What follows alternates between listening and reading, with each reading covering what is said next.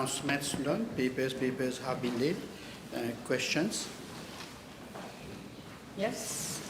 Honourable Leader of the Opposition, the floor is yours.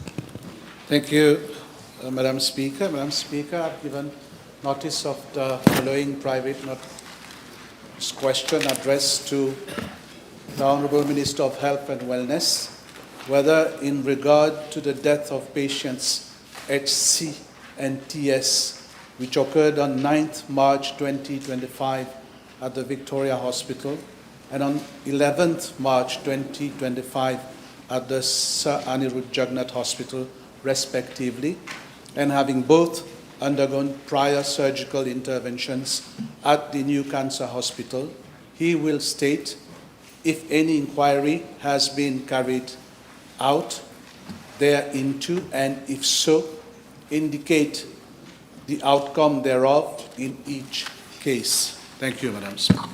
Madam Speaker, Yes, Minister. allow me at the very outset to convey my deepest sympathy to the bereaved families.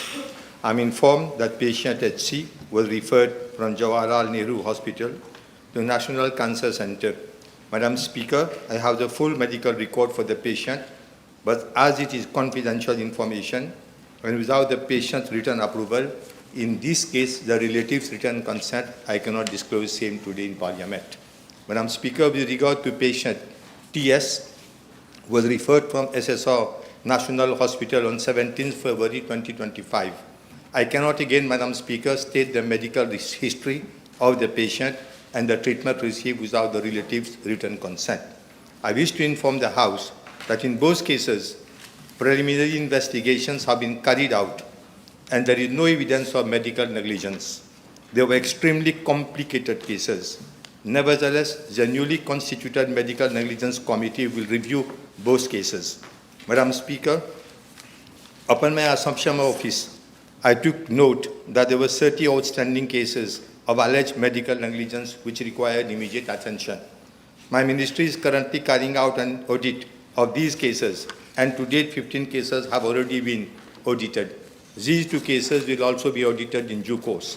In fact, I noted that the procedures which were put in place earlier were very lengthy, resulting in significant delays in the resolution of such cases.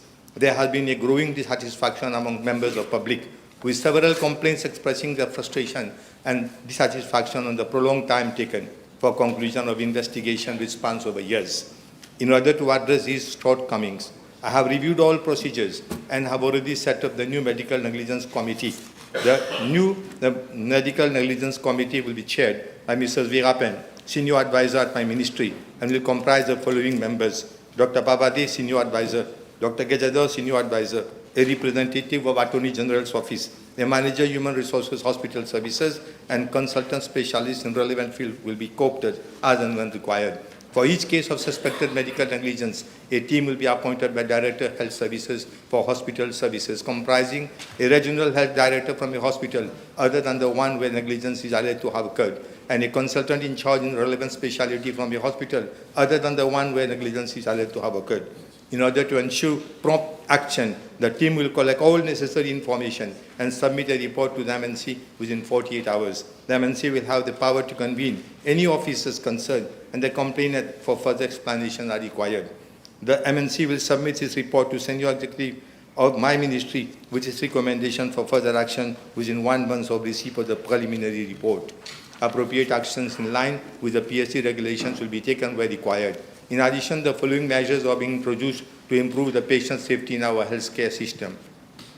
Weekly mortality meetings will be chaired by the regional health directors to review all deaths reported in hospitals, identify preventable causes, and address lapses in care. Monthly reports will be submitted to Director of Health Services for follow-up, and clinical auditing will be introduced across all health regions to identify errors with a view to reducing medical negligence. In the same line, healthcare providers will be trained in auditing, and findings will be incorporated into the continuing professional development program.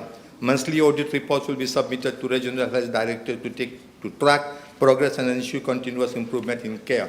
Madam Speaker, I wish to inform the House that National Cancer Hospital is equipped with 4 surgical operation theatres, but no human resource planning has been carried out to have the services of even a single oncological surgeon.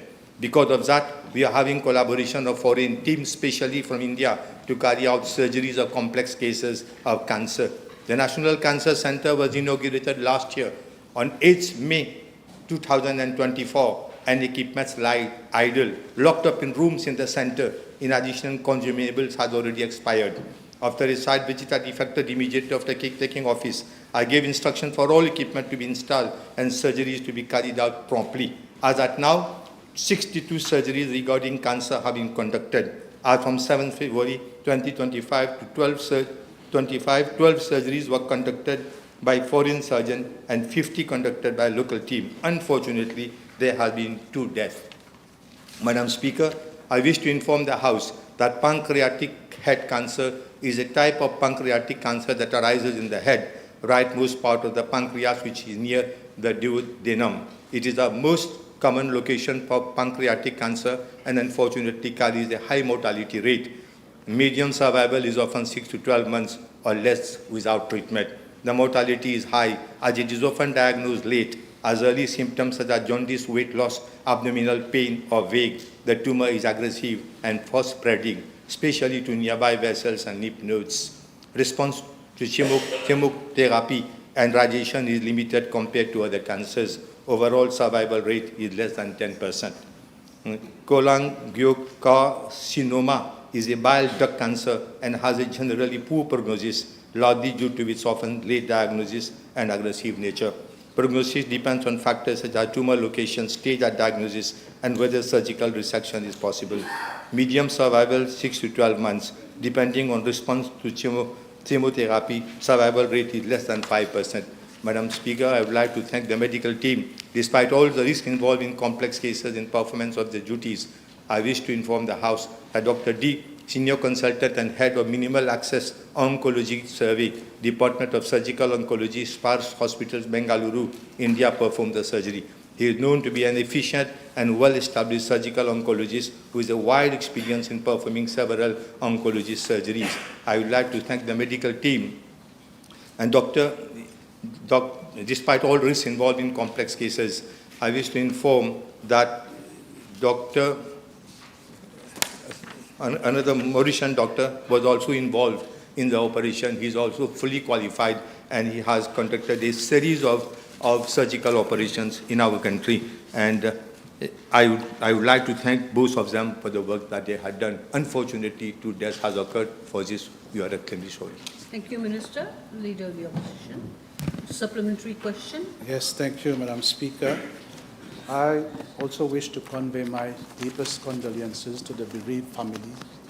This is a very serious issue, Madam Speaker. May I ask the Honourable Minister to confirm whether the ICU at the new cancer hospital is operational or whether patients after undergoing surgery have to be transferred to other hospitals for post-surgery monitoring? Madam Speaker, this is a fact that we do not have an ICU as at now in the new cancer hospital. Before opening any hospital, it should have been the duty of the then government to take cognizance of the fact that this is a cancer hospital. Nothing was done. And secondly, Madam Speaker, we have hundreds of people, hundreds of patients they are queuing up. They are queuing up hundreds of patients and in order to undergo such treatment. And it is extremely impossible for any government to send all those cancer patients to India. Extremely impossible. And that is the reason why we have started the surgical operation, keeping in mind that in Flak Hospital we have got a modern, a complex ICU where patients are sent, and also at Victoria Hospital. It is a fact. Everybody should understand that this was in all for that hospital was open, but in fact there was nothing, not the least equipment which was in use. And thanks to this government, and thanks at least to our Prime Minister, the Deputy Prime Minister, they have their eyes on that hospital, and we are doing our utmost best, even the PET scan to be on, let us say, within a month or so. Thank you, Minister.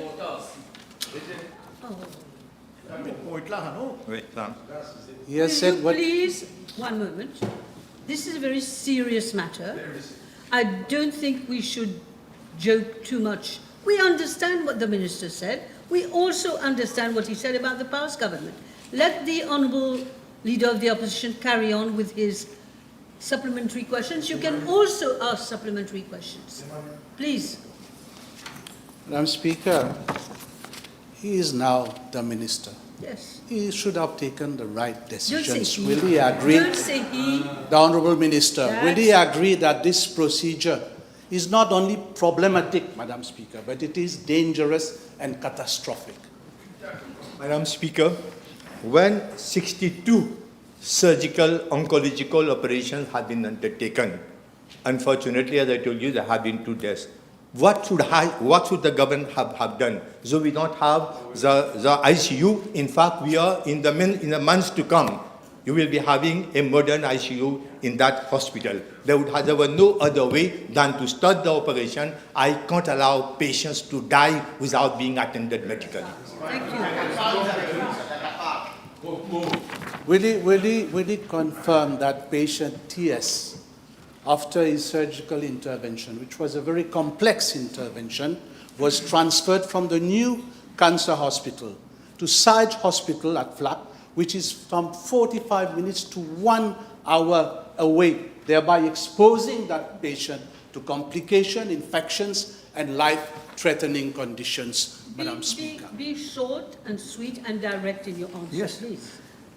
It was in the patient himself expressed the wish that he be operated. He expressed the wish, and we had to do it. And as I told you, in Mauritius, we have got one modern intensive care unit that is found at Flap. Madam Speaker, I have to be short. Yes, the House should know that my ministry, we need, that is governed, we have got 2.2 billion rupees of debt they have left. How can you expect us overnight to start a new intensive care unit? We haven't paid 575 million rupees for the COVID, though they were charging 2 rupees per litre of petrol. That tax they have taken, but that money they haven't paid. They are owing almost 1.2 billion rupees as overtime to those workers, to those medical and paramedical workers who are working in the hospital. Despite all these constraints, I can say thank you all the paramedical and medical staff.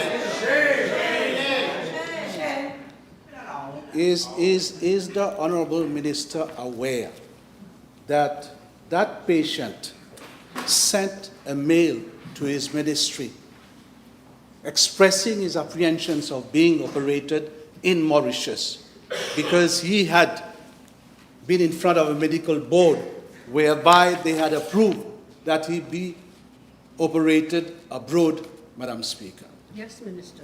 Madam Speaker, normally there is a board comprising of 3 medical experts. They take all cases one by one. They take, and all cases are dealt by them, and that board decides whether the patient is fit to travel or not. And there are other aspects that take into consideration. But let me remind the Honourable Member, almost 4 to 5 cases are sent to India almost every week, which is itself something extraordinary, which was not there in the past. If this would have been referred by the medical team, definitely we would have taken the decision to send him abroad. Okay. So he's aware of the mail that was sent on the 20th of February to his ministry by that patient. Can he also confirm whether the other patient, HC, was also, after his operation, was transferred to Victoria Hospital for post-surgery monitoring, and that patient passed away 2 days later? I have already mentioned in the beginning, a National Cancer Hospital was almost naked when you took over. And I couldn't have left patients to die without being treated. That would have been a crime according to law of this country. And we had to save lives. And the member, he didn't tell the House. He doesn't tell the House that patient, he expressed his wish to be operated by a foreign doctor. And in fact, his wish was fulfilled. But unfortunately, as I told you, that was pancreatic cancer. I am not a doctor. But everybody knows we have to speak the truth, nothing but the truth. It's almost impossible for survival. But we did our best because there is hope so long as there is life. Yes, one moment. He caught my eye. Mr. Dr. Lumia. Thank you, Madam Speaker. One moment. He already asked for the floor.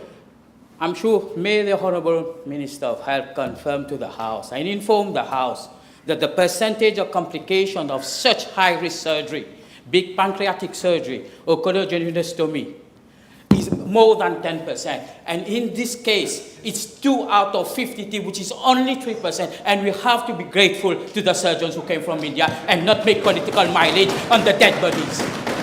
Madam Speaker, I have just mentioned, it's true, 2 cases out of 60. So 2 is too much, but still we have to thank our doctors and the medical team for the work that they are performing. And I don't want to be taken wrong. If you look at all the hospitals in the country, the percentage of death, I'm sorry to say so, is higher than what it is in National Cancer Hospital. I'm sorry to have used this language. Of course. Yes, your next question. Yeah, can the Honourable Minister inform the House whether all the foreign doctors were granted temporary registration under the Medical Council Act? And if so, can he confirm whether the necessary documentation were issued? Madam Speaker, I have to look into the matter, because normally the procedures are done by the staff of my ministry, by the officers concerned. But one thing I can tell you, yes. The answer I'm getting is yes. And again, one thing I'll say, it is important we should not impute motives on foreign friends who are coming to serve our country. Because they don't take money. They only take, at times, most of them, they take the travel, and then we give them accommodation and almost one dinner, that is all. And they are performing miracles in our country. We have to be redevable envers them. Thank you. Yes, If he says so, will he table the necessary documentation with regard to... I don't see the point. Yeah, I'm asking him whether he will table. What is it? I couldn't get Whether it. you will table... Whether he will table... Whether you will table the documentation regarding his last question about foreign doctors.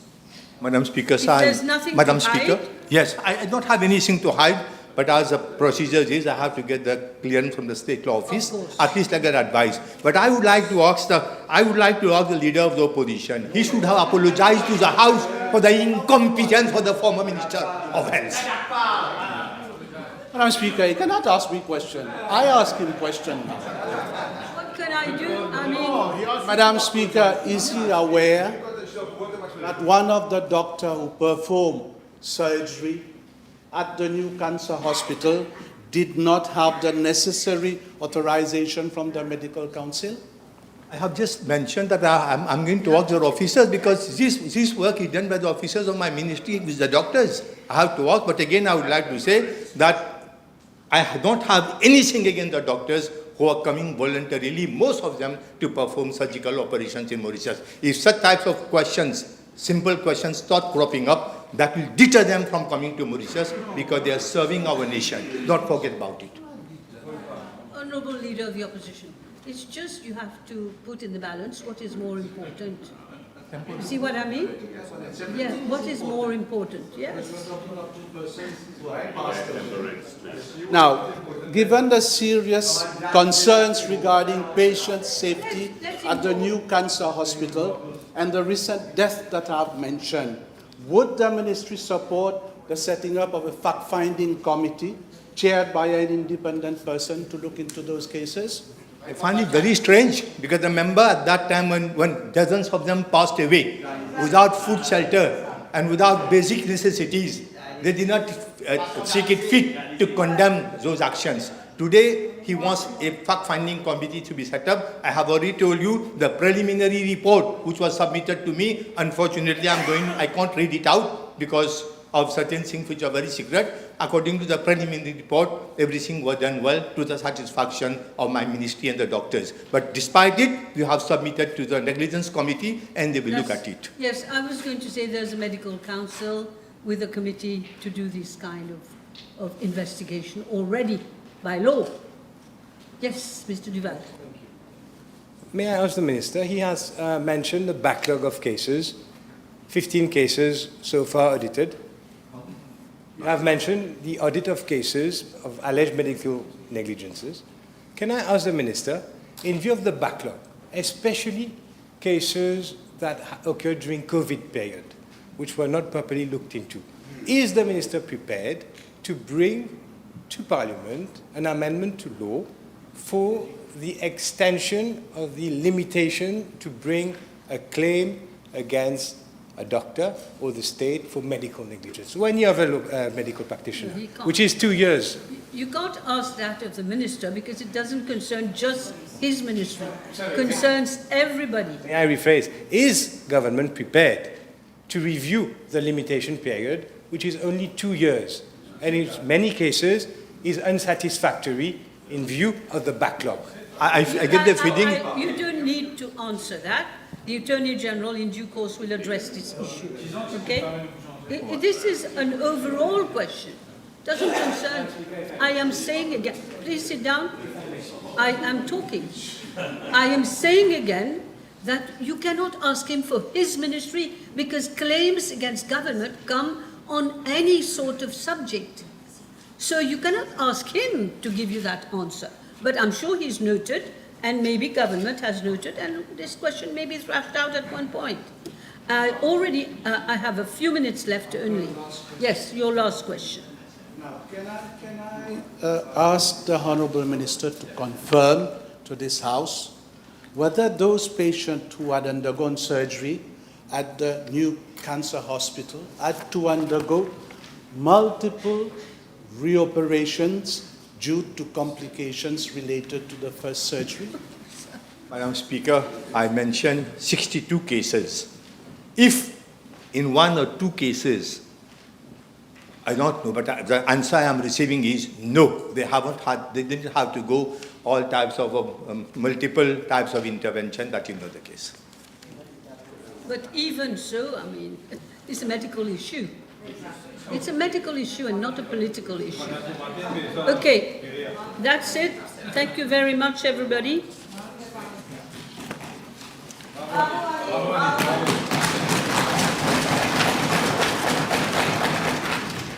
Yes, honourable members, the table has been advised that PQB 286 will be replied by the Honourable Minister of Public Service and Administrative Reforms. PQ 294 will be replied by the Honourable Prime Minister, time permitting. PQ B268 and B70 have been withdrawn. Now I call third member for FLAC and Bon Accueil. Mr. Ramkalawan. Mr. Speaker, B267.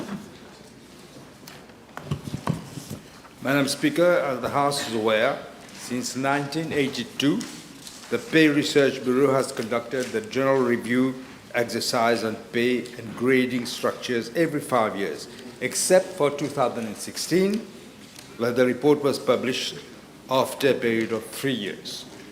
The 2016 PRB report, however, re-established the periodicity of the general review exercise to 5 years, as it was before, and consequently the last one was in 2021. The next report will therefore take effect on the 1st of January 2026. I'm informed, Madam Speaker, that the preparation for the next report started in March 2023, according to a preset work plan, and relevant information were gathered. These are impacting on the Bureau's calendar of activities because I found out that there was some delay because they talk to the different ministries, departments, local authorities, and also the Rodrigues Regional Assembly.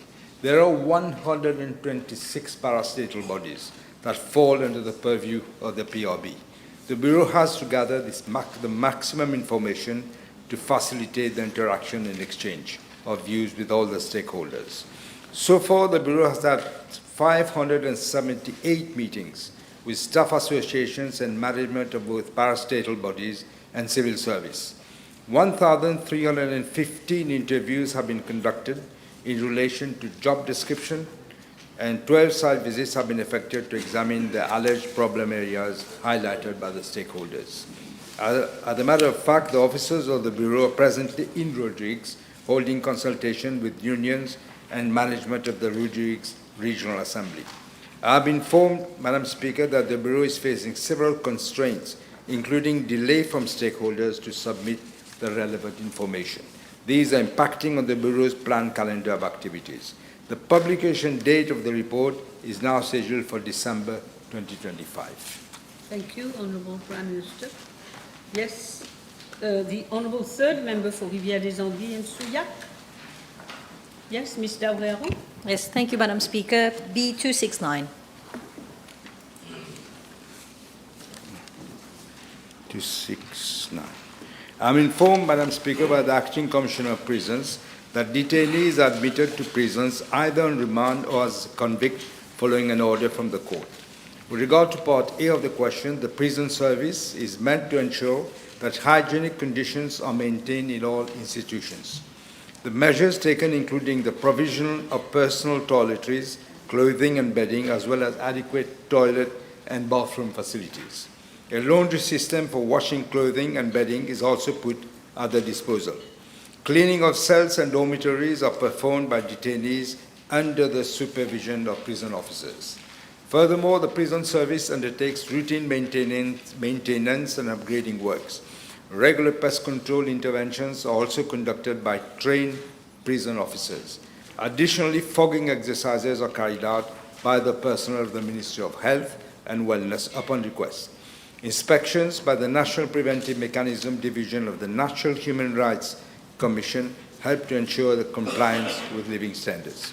Moreover, workplace hygiene is regulated in accordance with the Occupational Safety and Health Act. The prison service actively monitors cleanliness through designated prison officers in each prison and also by visits by the Safety and Health Officer twice a week. In regard to Part B of the question, the prison service operates 3 fully functional inpatient wards that are open round the clock. They are located at the Melrose Prison, the Central Prison, and the Women's Prison at Beaubassin. Other institutions, namely Grand River Northwest Remand Prison, Petit Verger Prison, Richelieu Open Prison, and Phoenix Prison, have each a dispensary where medical treatment and primary care are dispensed during office hours from Monday to Saturday. During weekends, public holidays, and at night, prison health service officers from the Central Prison, Beaubassin attend these institutions in case of emergency. Detainees requiring medical care are attended to at the 3 inpatient wards and 4 dispensaries. Detainees requiring further investigations or special care and treatment are then referred to and admitted to Jawaharlal Nehru Hospital, where 2 wards have been converted for male and female detainees. These 2 wards offer a 24-hour inpatient service and are manned by nursing and medical staff of the hospital. An ambulance equipped with basic life support devices is on standby mode at Beaubassin Prison for the transportation of persons who are not well from prisons to public hospital. In addition, the services of the SAMU is solicited to attend life-threatening emergencies for conveyance of the detainees to the nearest public hospital. As regards to Part C of the question, Madam Speaker, I am informed by the Acting Commissioner of Prisons that the prisons institutions are not overcrowded as they are currently occupied at 75.32% of the optimum capacity. Yes. Third Member for Beaubassin, Petite Rivière, Mr. Kirak. B271, please. Madam Speaker, in regard to Part A of the question, I am informed that the annual budget allocation of the Mauritius Broadcasting Corporation for the broadcasting of local and international sports events varies between 25 to 30 million rupees. As regards to Part B of the question, I am informed by the MBC that the FA English Premier League, the corporation currently broadcasts 33 live matches per season. That is 1 live match every Saturday under its free-to-air rights package and 3 FA English Premier League magazine programs each week. I'm also informed that the embassy has already secured the rights for the next 3 FA English Premier League seasons up to the year 2028, And this free-to-air rights package includes 4 FA Cup matches annually. Concerning the UEFA matches, I'm informed that the embassy has already secured a partnership with New World TV for the broadcasting rights of one UEFA Championship League match and one Europa League or Conference League match per match day, including quarterfinals, semi-finals, and finals. I'm also informed that after several years, the embassy is now broadcasting the Spanish Football League competition known as La Liga with one match per weekend. Madam Speaker, regarding Part C of the question, I'm informed that for local events, the embassy works in close collaboration with event organizations and sports federations for live broadcasting of the same. The embassy also intends to produce and broadcast future Club M matches played in Mauritius. Moreover, the upcoming horse racing season will be produced and broadcast live on the embassy. In addition, major sports tournaments such as the Mauritius Sevens Rugby Tournament are currently in the planning phase and will be featured as part of the corporate's expanded sports program. Efforts are also being made by the corporation to enhance the NBC 11 channel with a view to promoting youth engagement and the development of regional and gender-inclusive sports coverage. Madam Speaker, in regard to international events, I'm informed that the following negotiations have been undertaken by the embassy. An agreement has been concluded for the live broadcast of the FIFA World Cup 2026. The embassy exploring avenues to secure rights for other major events such as the FIFA Club World Cup, Africa Cup of Nations, World Athletics, and the Para-Athletics World Championships. And the negotiations are ongoing for the broadcast of cycling events and other international competitions based on rights availability.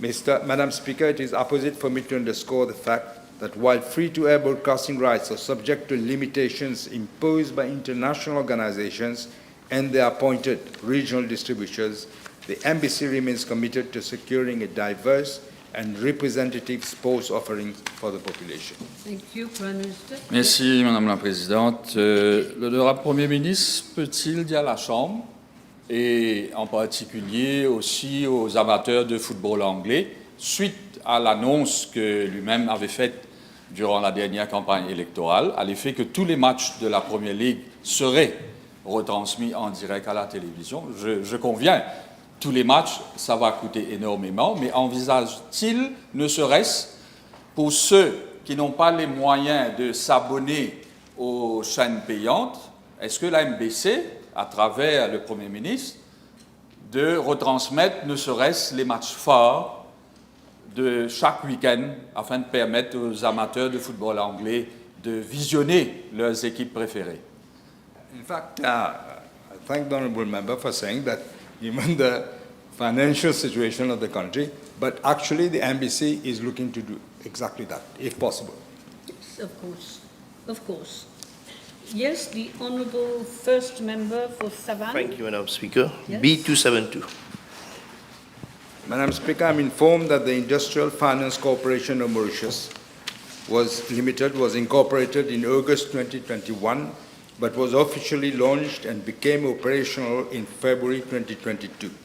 With regard to Part A of the question, I'm tabling a copy of the roles and functions of the IFMCM. Madam Speaker, with regard to Part B of the question, I'm informed that a total amount of 1,699,899,000 rupees have been invested in the IFCM as follows: 1 million by the government of Mauritius at the time of its incorporation, and the balance of 1,698,899 through the National Resilience Fund. Madam Speaker, I'm also informed that a special line of credit to the tune of 5 billion rupees have been made available by the Bank of Mauritius to the IFCM to operate its various schemes. Regarding Part C of the question, I'm informed that a total amount of 4.29 billion has been dispersed to some 298 enterprises since the operation of the IFCM to date. Regard to Part D of the question, I'm tabling a copy of the lists of the beneficiaries and the amounts of funds allocated thereto. Madam Speaker, even a cursory look at the list would suggest the gross abuse of public funds where huge amounts were dispersed to the cronies of the previous regime. Let me just give a few blatant examples. 41 million rupees to Curious Construction Solutions Limited. 41 million. 64 million to RGT Limited belonging to Avinash Gopi. And 9.6 million to Artemis Hospital. A thorough audit will be undertaken to find out how these funds have been dispersed, Madam Speaker. Thank you very much. Yes. Will the Honourable Minister consider to do some investigation? Will the Honourable Prime Minister consider doing some investigations in regards to those allocations? I think he just said that. I just said that, Madam Yes. Speaker. Okay, thank you, Mr. Ramdas. Yes. Thank you, Madam Speaker. PQ B273, please. Madam Speaker, it is the Bank of Mauritius which has the primary duty to maintain price stability while promoting orderly and balanced economic development. It does this through monetary policy and the management of the exchange rate. Prior to November 2024, there was a total disarray and inconsistency in the conduct of monetary policy by the Bank of Mauritius, which led to the continuous increase in the inflation rate, massive depreciation of the rupee, and consequently the continuous increases in the price of consumer goods. First, the increase in the key rate by cumulative 265 basic points during 2022 was not enough to assume to correct for the inflation expectations and prevent the depreciation of the rupee.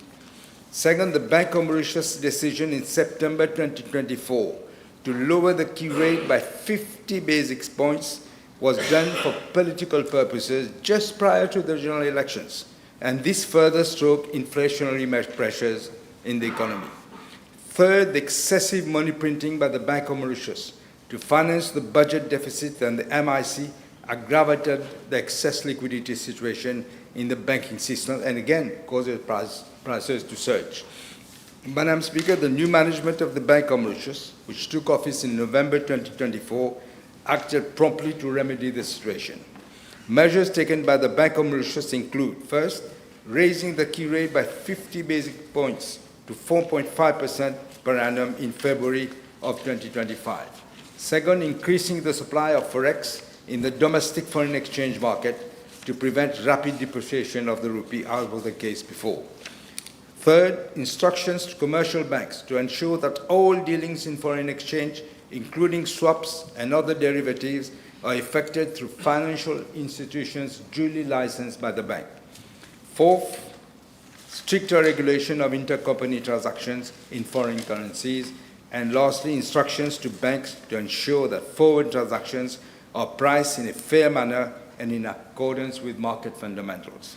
Madam Speaker, government completed these measures by imposing that at least 85% of the proceeds from sales of villas under the Property Development Scheme should be converted into rupees. Furthermore, the government reduced the prices of gasoline and diesel by 5 rupees per litre in December of last year. And the government mitigated the impact of inflation and price rises by awarding a 14th-month bonus covering more than 90% of workers and the 2025 salary compensation. It should be highlighted that since mid-November 2024, the rupee has actually appreciated by around 4.5% compared to the dollar, and the inflation rate has since been maintained on a downward trajectory. In fact, the inflation rate, which was at a peak of 11.3% in February 2023, is now at 2.5% as in March 2025. Madam Speaker, the Ministry of Finance will continue to coordinate with the Bank of Mauritius to ensure coherence in our approach to curb inflationary pressures in the economy. In this context, we are working on fiscal measures that will be announced in the forthcoming budget. Thank you. Yes. This Honourable Second Member for Hilliard des Anguilles. I'm sorry. Didn't catch my eye in time. Thank you, Madam Speaker. Madam Speaker, further to the statement made by the Honourable Prime Minister some time back in Parliament on the state of the economy, it is now of public knowledge that the previous government has been tampering with the calculation of economic indicators, including the rate of inflation, and that to hide the real economic situation in Mauritius. Will the Honourable Prime Minister be in a position to enlighten the House as to the true inflation figures, rate of inflation, the true annual rate of inflation from the years 2019 to 2024? Yes, I could. It's a long, but maybe I should. You want headline inflation rates? I'll take it. Yeah. Well, if I go by month, actually now it is 2.5%. But as I said, at one point it reached 11.3%. But I can table the whole table if you want.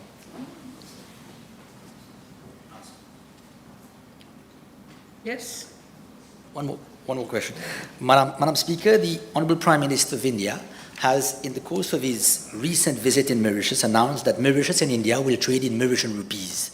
Will the Honourable Prime Minister consider the advisability of seeking similar arrangements with other trade partners, precisely with a view to eliminate the risks and consequences of the depreciation of the rupee in Mauritius, and of course to the benefit of the price level of our imports in Mauritius? Unfortunately, I know of no other country that is prepared to do what India has done for us, Madam Speaker. Thank you. That's it, you're done. Mr. Jaman, please. Question B274, please.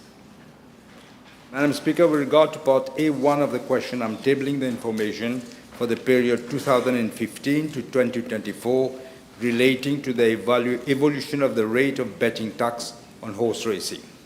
Concerning part A2 of the question, I'm informed by the Mauritius Revenue Authority that the total amount of revenue generated for the period 2015 to 2024 was 4.5 billion rupees as betting tax on horse racing. Regarding part B of the question, a proposal to consider the shifting of the tax burden from players to operators will be again examined in the context of the forthcoming budget. Yes? That's it? Okay, Mr. Rukni, third member for Pamplemousses. Madam Speaker, B275.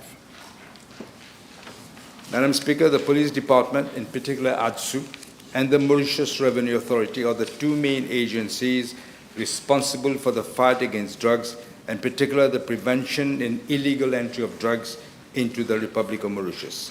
I'm informed by the Commissioner of Police that both the Police Department and the Mauritius Revenue Authority officers work in close collaboration for the detection of illicit drugs at the ports and the airport. They make use of an array of surveillance and detection tools for that purpose. I'm sure the Honourable Member would appreciate that for obvious reasons I cannot give details of the equipment in use nor the protocols that have been put in place.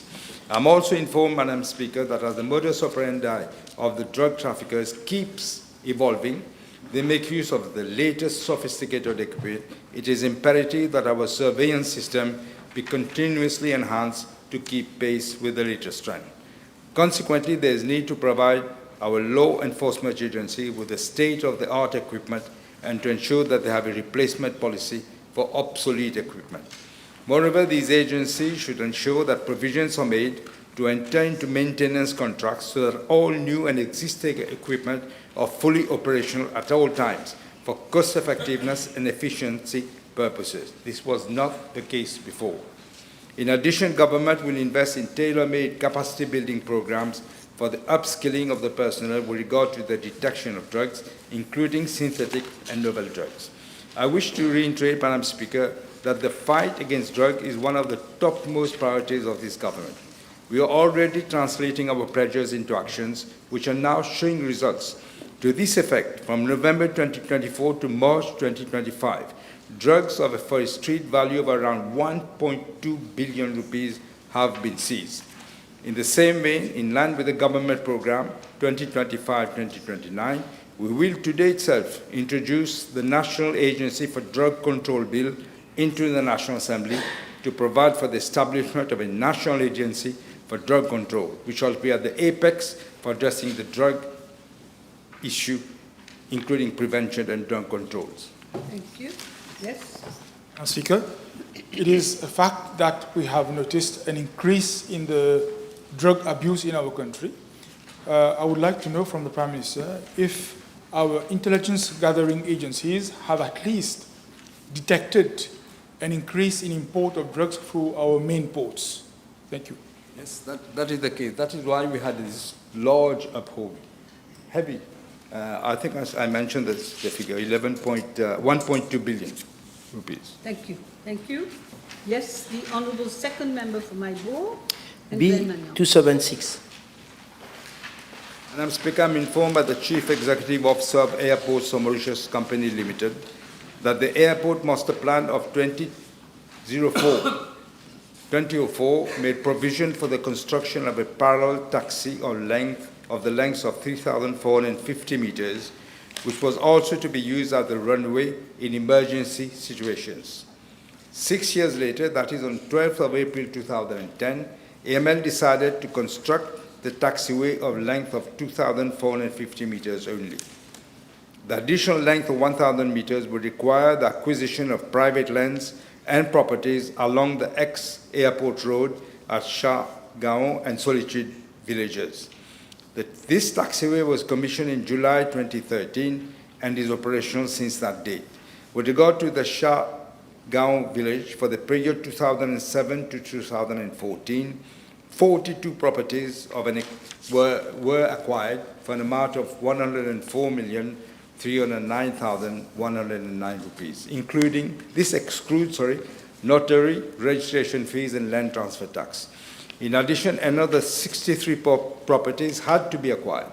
Accordingly, after a bidding exercise, the services of a chartered property valuer and land surveyor were retained in 2019 to carry out a valuation exercise of these properties. To date, AML has acquired 14 of the 63 properties for a total amount of 60 million rupees, excluding all relevant fees, as I said. Regarding the village of Solitude, a survey of residential properties were carried out by a professional land surveyor in November 2011. They wanted to acquire 32 properties to create an operational safety buffer zone around the airport. As of December 2024, 20 plots of land and properties have been acquired for a total sum of 47,653,114 rupees. 12 plots of land properties have not yet been acquired, as some of these owners did not have title deeds or they were not in order, or while others wanted an alternative plot of land, and they were also not agreeable with the proposed amount. Yes.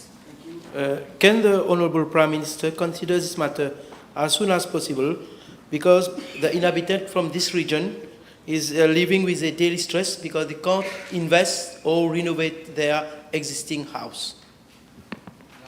The exercise is ongoing. That is, another valuation report of the plots of land of both villages go back to 2011. And AML is now planning to appoint a new chartered property valuer and land surveyor to review and update the existing reports of the 49 properties at Shah Gaon and the remaining 12 at Solitude village. Negotiation will start thereafter. Yes, the Honourable third member for Rivière-des-Anguilles. Thank you, Madam Speaker. B277. Madam Speaker, I'm informed by the Mauritius Revenue Authority that the total amount of responsible gambling, this is the term in the law, so I'm using the same term, the levy collected in 2020 was 66.1 million, out of which 1.8 million was from totalizer operators. I'm also informed by the Gambling Regulatory Authority that a total amount of 9.6 million rupees was spent in 2020 as follows: 4.5 million on lab tests, 3.2 million on consultancy and capacity building, and 1.9 million on operating expenses. Yes. And Dr. the Honourable Prime Minister confirm how the funds are being spent from November 2024. As I understand that the levy was initially imposed to educate the operators, the gamblers. And you want to know how the levy is being used? From 2024 onwards. We are looking at all this in the budget. I will come up with an answer in the budget. Okay. Yes, Honourable fourth member for Port-Louis North and Montagnard. B278. Madam Speaker, it is an understatement to speak of waste and poor management.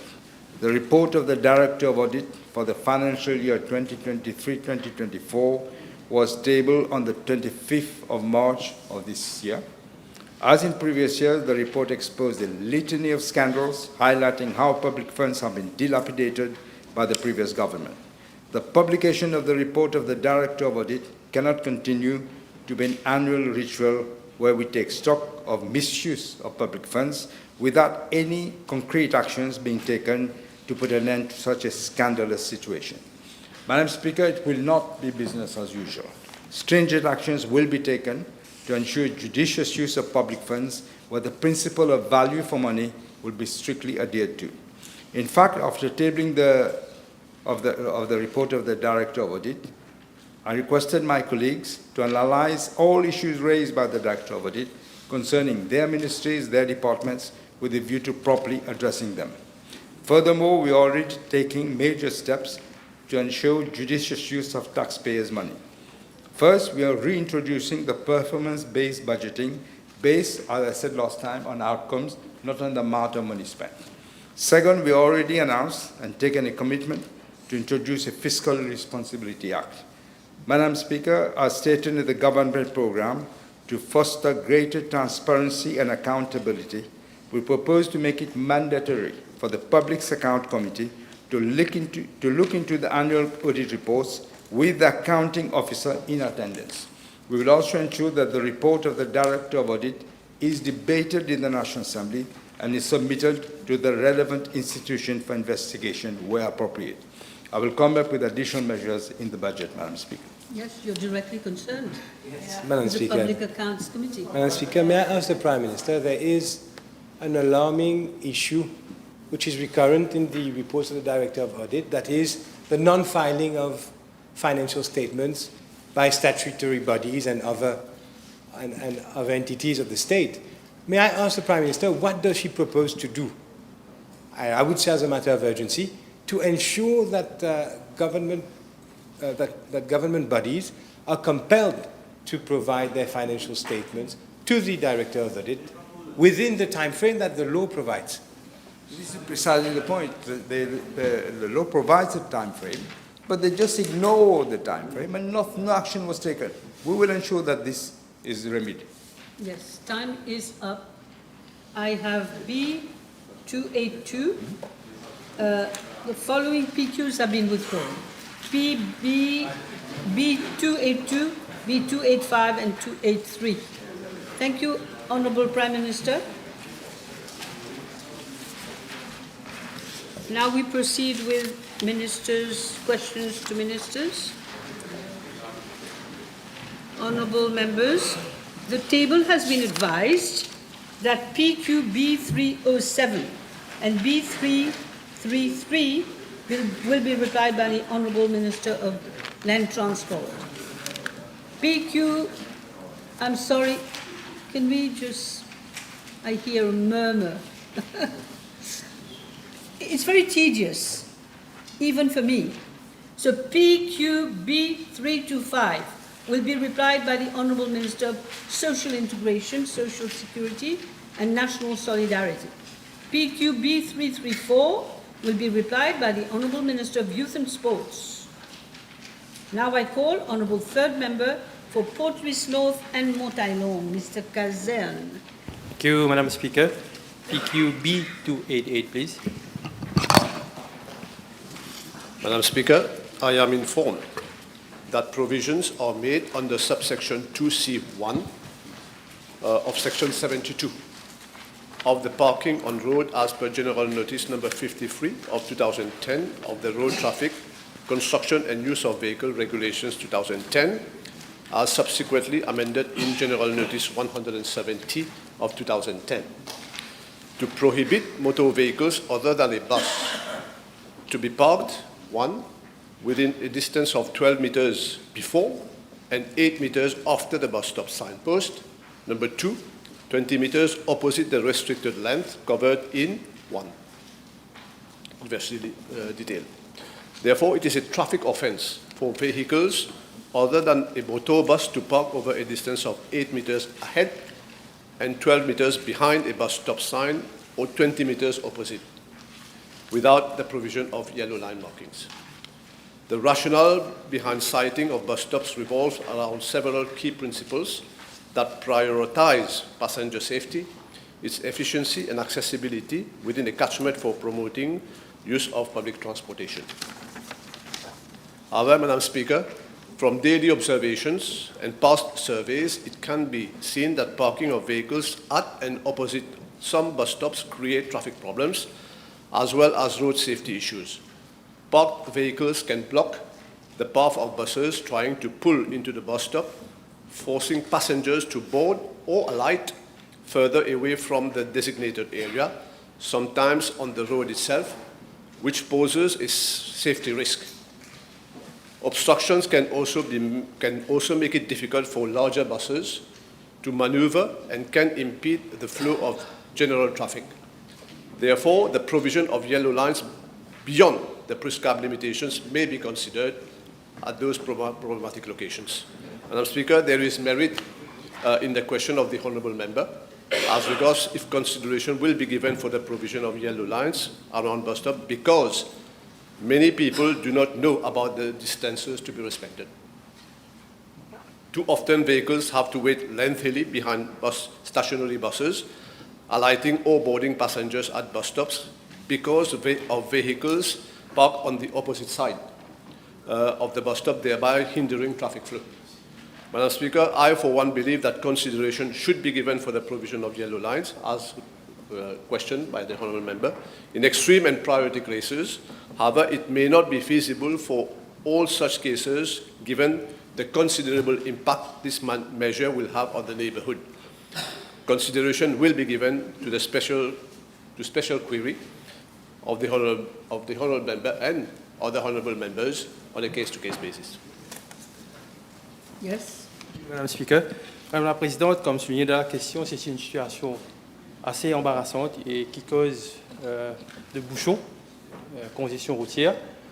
Et il est aussi noté qu'il y a des opérateurs où le chauffeur agit comme deux fonctions, c'est-à-dire comme chauffeur et receveur, qui aussi occasionnent ce genre de bouchons, ce genre de congestion.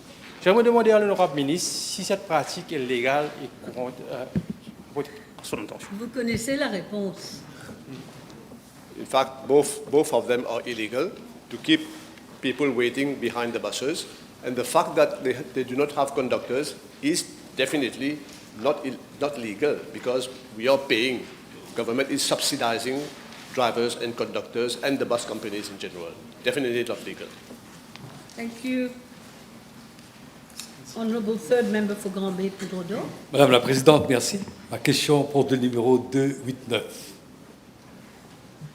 Madam the Speaker, allow me, with your permission, to answer PQs 289 and B342 together, as they both relate to the expenses in relation to the post of ambassadors.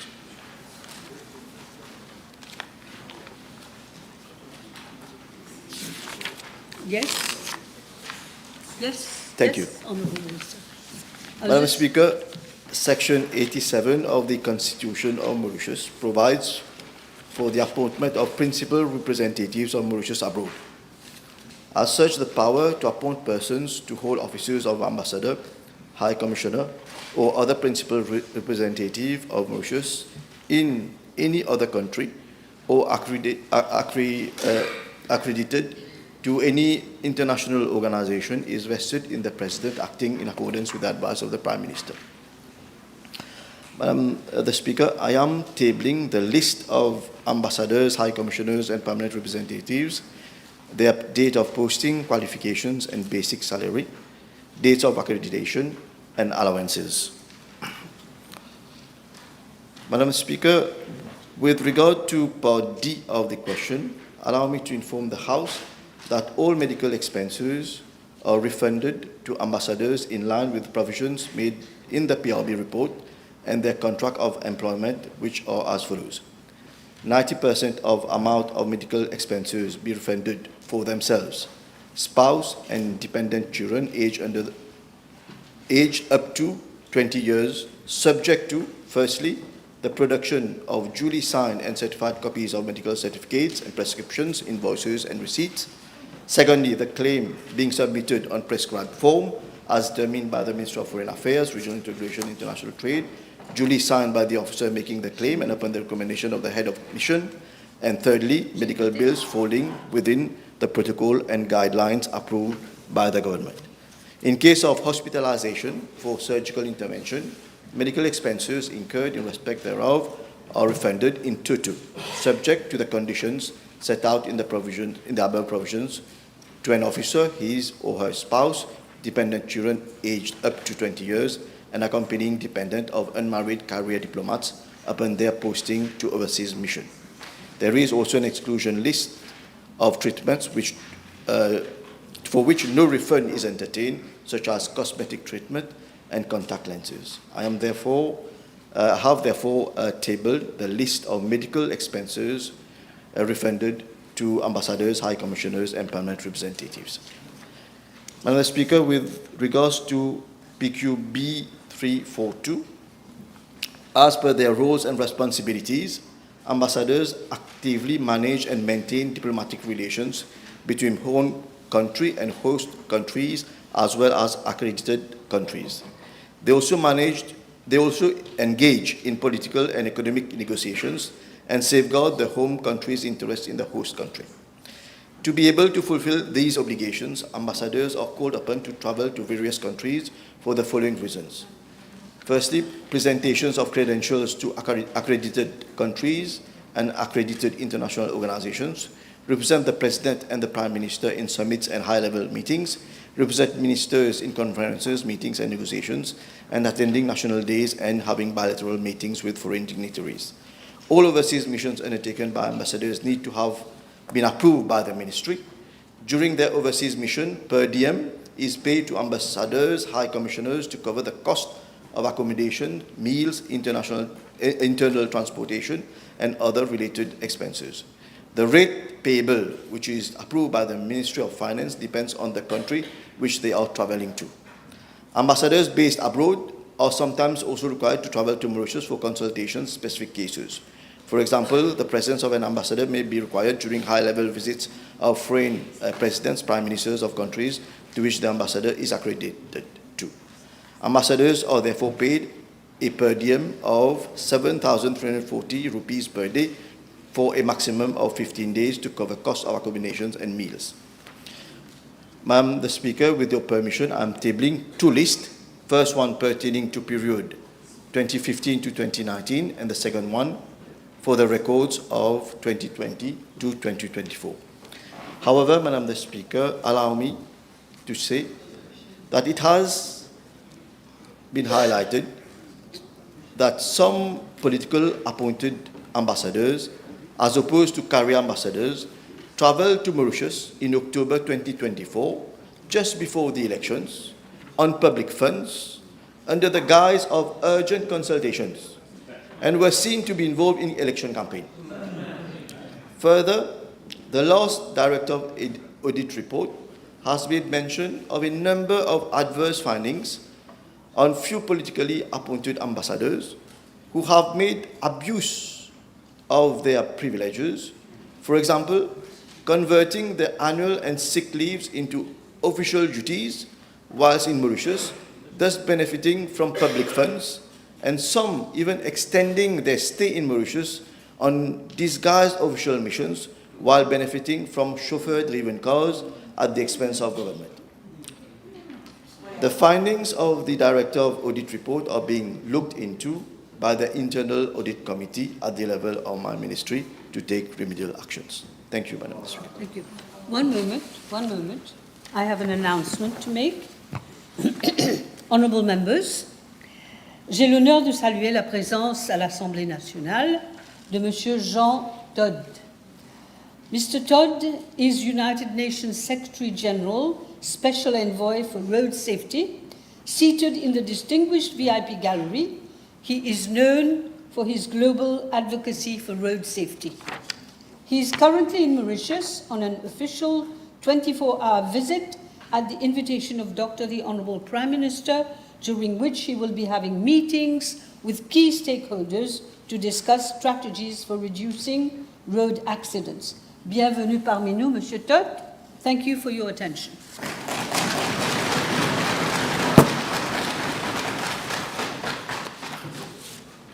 Madame la Présidente, je voulais attirer l'attention de la Chambre sur les abus commis par les anciens diplomates, notamment les nominés politiques, et dans certains cas, des loyers de plus de 500 000 à 1 million de roupies par mois ont été payés pour les loyers de certains de nos diplomates. Et à d'autres cas, et je voulais poser la question au ministre, s'il est au courant que dans une ambassade au Moyen-Orient, une dizaine de voitures ont été achetées dans un espace très court. Monsieur le ministre, vous avez la réponse. Yes, as I've mentioned in my reply, there are a number of abuses on the part of ambassadors that have been highlighted. And at the level of my ministry, there is an audit committee which has been set up, chaired by the permanent secretary of my ministry, studying the audit report. And as I've said, remedial actions will be taken. Thank you. Yes, Mr. Duval. Speaker, does the Honourable Minister agree that it is high time to do a cost... Talk to me, but yes, you're addressing I am talking, yes. Just taking stock of who's here. Does the Minister agree that it is high time to do a cost-benefit analysis of our foreign diplomatic missions abroad, and to align with the Singaporean model, that is that ambassadors are based in Mauritius, but travel, they arrange all their meetings, etc., their working sessions for specific periods of time to save public fund, and also to merge embassies, for example, like in the case of France and the embassy in Germany, which doesn't necessarily have a high raison d'être. Well, Okay, I think he got your message. is he prepared to do that? Yes. Let the Minister answer. Well, this question, Mr. Bhagwan, Minister is just behind you, trying to answer. The Minister is just behind you, trying to answer. This proposition will have to be studied, but then the Honourable Member should also bear in mind that we have diplomatic relations with a lot of countries, and we have to be very careful when taking the decision to close embassies, etc. So the question will be studied, but then we'll come up with propositions. No, you don't clarify, you put questions. You can put a supplementary question. Yeah, don't speak from a... But everybody's doing that. Thank you, Madam Speaker. Madam Speaker, the proposition is for the merging of certain embassies. No, question... Yes, the question is... We all received your proposals, and I know what I'm talking about. Don't forget. Okay. So Question. May I ask, Madam Speaker? Madam Speaker, around half of our diplomatic missions are costing us more money than they should really. Question. So the question is, it is now, since ambassadors have not yet been appointed for most of them, it is now a perfect time to do that. Will he do so now? I can assure the Honourable Member that we won't do like the previous government to nominate or appoint political agents at the level of our embassies. So we will definitely look at competent and people who can bring, of course, resources to the country. Thank you, Ms. Sabapati. Yes. Thank you, Madam Speaker. B290, please. Madame la Présidente, la CWR m'informe que la circonscription numéro 4 pour du Nord Montagne Longue comprend des zones d'équipés non raccordées au réseau d'égouts. Une partie des zones de cette circonscription relève du projet 3 d'investissement de Butte-Tombeau, mis en œuvre par phase. Les zones actuellement non raccordées au réseau d'égouts sont Carolalo, Vallée des Prêtres, une partie de Le Hocher-Terre-Rouge, Morcellement-Raffray, Morcellement-Tara, Bois-Pignolet, Richter, Montagne-Longue, Notre-Dame, Crèvecoeur et Congoma. Afin d'assurer, Madame la Présidente, la continuité de l'extension du réseau d'assainissement dans la circonscription numéro 4, la WMA met actuellement en œuvre un projet d'assainissement à Carolale, Vallée des Prêtres, pour un montant de 216,28 millions de roupies mauriciennes. Parallèlement, les demandes de raccordement des maisons et d'extension des réseaux d'égouts, si techniquement faisables, bien sûr, réalisables, sont examinées dans le cadre de 2 accords-cadres en cours. Madame la Présidente, pour l'exercice 2025-2026, la WMA prévoit de mettre en œuvre un autre projet d'assainissement à Capitaine-Bontré, à Sainte-Croix. Ce projet fait suite à une pétition des habitants se plaignant des débordements récurrents des fosses en raison de la perméabilité des sols. La WMA a soumis une demande de financement au ministère des Finances. À l'issue du projet, une 50aine de maisons seront raccordées au réseau public. Je suis aussi informé, Madame la Présidente, que la WMA procède de manière progressive et que les régions restantes sans égout dans la circonscription numéro 4 seront prises en compte dans le cadre du plan directeur de 2025 et au cours des prochains exercices financiers, bien sûr sur la base du financement fourni par le gouvernement. Merci, Monsieur le Président. Thank you, Madam. Yes, supplementary. I thank the Honourable Minister for his answer. May I impress upon him to act diligently as my constituency a été l'enfant pauvre du système d'évacuation d'eaux usées. And the problem requires an urgent attention. Thank you. C'est tombé dans l'oreille de quelqu'un qui entend. Alors, donc, bien sûr, dans le plan directeur, votre circonscription sera prise en compte. Merci. Ça y est, Madame Samarati, c'est bon?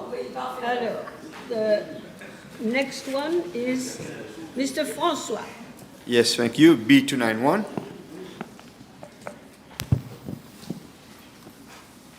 Madam Speaker, at the very outset, allow me to thank the Honourable Member for this difficult question.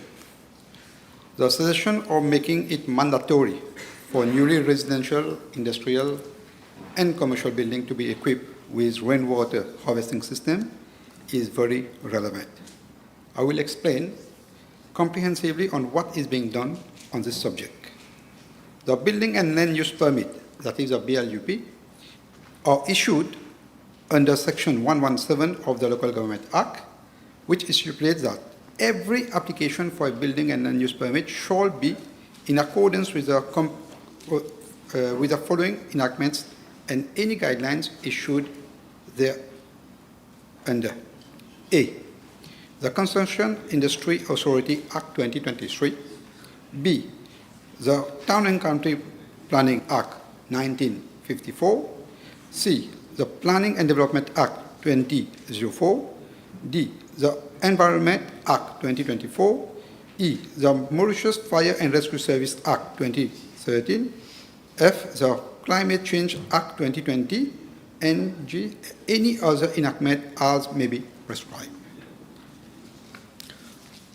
Also at present, the law does not make provision for the installation of a rainwater harvesting system for major projects requiring an environmental impact assessment, that is a EIA license, or an approved preliminary environmental report, that is a PER. Proponents are advised to adhere to sustainable principles, including rainwater harvesting. I am advised that at present, developers having an EIA certificate or approved PER are being monitored as regards their adherence to the requirements. Currently, the Local Government Act is being reviewed. In this context, amendments will be brought to the existing legislation to make it mandatory for new industrial and large commercial buildings to be equipped with a rainwater harvesting system. It will also be mandatory for promoters to include the rainwater harvesting system in new residential complexes. Similarly, existing commercial and industrial buildings will be given a period moratorium to implement rainwater harvesting system. It is understood that for small business owners and households, it may be difficult to implement a rainwater harvesting system given the equity of the space and the cost.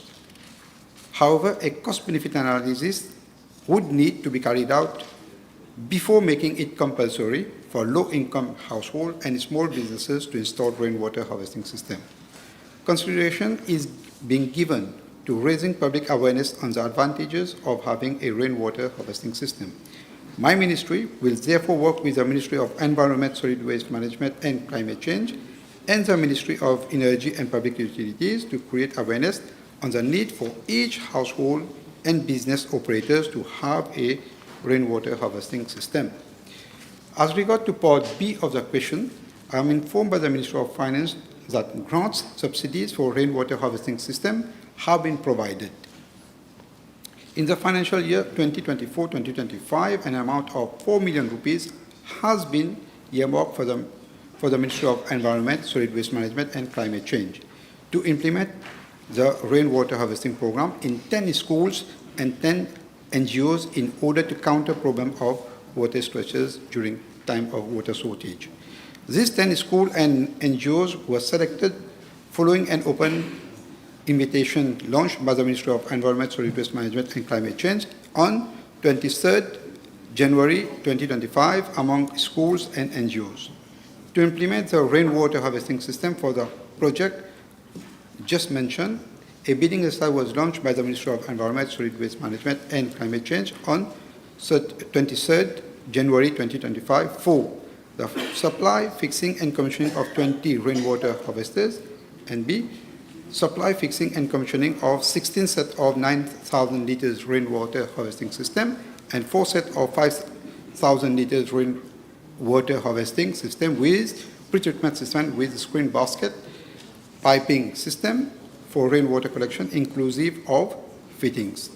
Opening of bid was carried out on 21st February 2025 and 3 bids were received and same are being evaluated. The evaluation has been completed in the beginning of April 2025 and the project implementation is due to start shortly. In addition, a scheme for rainwater harvesting system investment allowance income deduction for individuals has been introduced by the Ministry of Finance. Under this scheme, an individual may deduct from his net income the full amount invested during an income year in the rainwater harvesting system to capture, filter, and water rainwater store rainwater under the rainwater harvesting system investment allowance when filing the income tax returns. The scheme includes deduction for consultancy, design works, excavation works, gutters, and specialized water tanks in relation to the setting up of rainwater harvesting system. In the case of a couple, the total amount invested may be claimed either by one spouse or in equal proportion by both spouses. The full cost of the rainwater harvesting system can be deducted from the income tax claim. Any unrelieved amount of an income year may be carried forward and deducted against the net income of succeeding years. An assessment of this scheme will be made in course of the next financial year to determine the uptake. Thank you, Minister. We got 9 minutes left. That's it. Okay, thank you. Now we have the Honourable Third Member for Beaubassin. Yes. Madam Speaker, I'm informed by the Land Drainage Authority that the constituency number 20, Beaubassin Petite Rivière, 9 drain projects to the tune of some 48.6 million have been completed during the financial year 2024-2025. With regard to part B of the question pertaining to ongoing projects, I'm informed that one project has been finalized for implementation, namely flood mitigation measures at Splendid View, Albion, for a total cost of around 114.9 million rupees. The project comprises the construction of, first, culvert along Albion Approach Road, second, drain towards Albion Approach Road, overflow structure and trial pits, and third, drains and culvert towards Morcellement Serenis and reinforced concrete drain below Magenta Canal. I am informed that works order to the tune of around 13.8 million has already been issued by the RDA on 12 December 2024 for the construction of the culvert along Albion Approach Road, and works are expected to be completed by mid-September 2025. On the other hand, works order for the remaining scope is expected to be issued by the NDU by the end of this week. Works are expected to start by 12 May 2025 for a duration of 5 months. Madam Speaker, I would also like to highlight that bidding documents have already been prepared for the following projects. First, flood mitigation measures along B78 and B105 road at Albion for an estimated cost of 216.5 million rupees, which will be implemented by the RDA. And second, construction of mitigating measures in the region of Coromandel, which will be carried out by the DICL for an estimated cost of 563.8 million rupees. Bids are expected to be invited once financial clearance is obtained from the Ministry of Finance. Moreover, I'm informed by the NDU that 4 projects for a total sum of 433.5 million are currently at consultancy stage and would be implemented subject to availability of funds.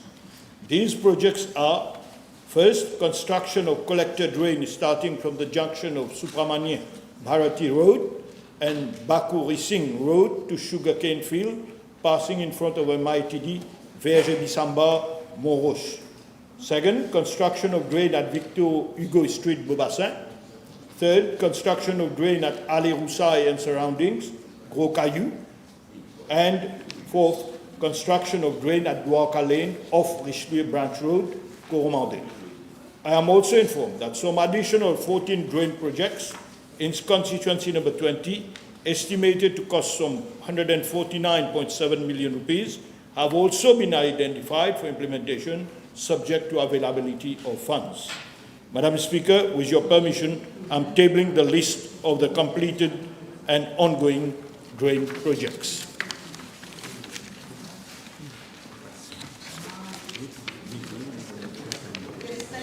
Minister.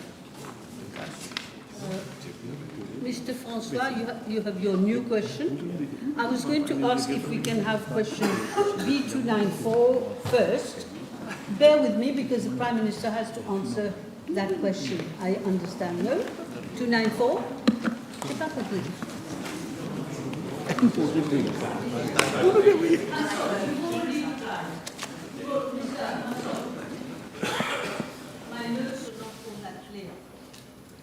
That's fine, Madam Speaker. B293.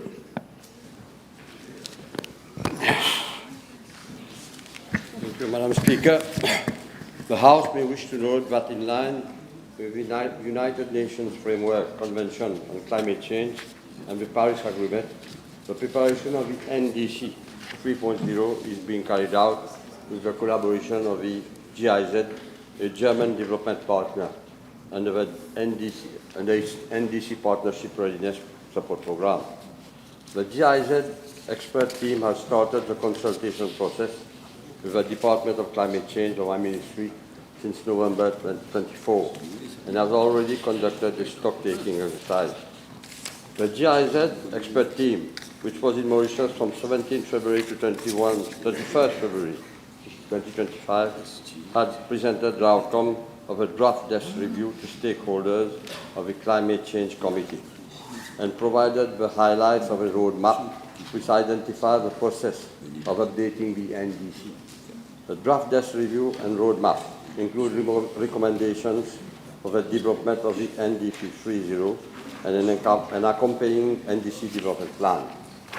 Madam Speaker, with regards to Part A of the question, consultations had already been held at the level of the Climate Change Committee at its meeting held on the 17th February 2025 under the chair of my ministry, and which saw the participation of all its members from the public and private sector, the civil society, including officers from the Commission de l'Environnement of the Rodrigues Regional Assembly, virtually, in the presence of the GIZ team, The GIZ expert team, moreover, held several bilateral meetings with key ministries and departments to consolidate the roadmap, outline clear steps, roles and responsibilities of national stakeholders, as well as identify potential international experts to support the development of a sectoral pathway for the NDC 3.0. Madam Speaker, my ministry is in the process of finalizing a calendar of activities to pursue the dialogues and consultations.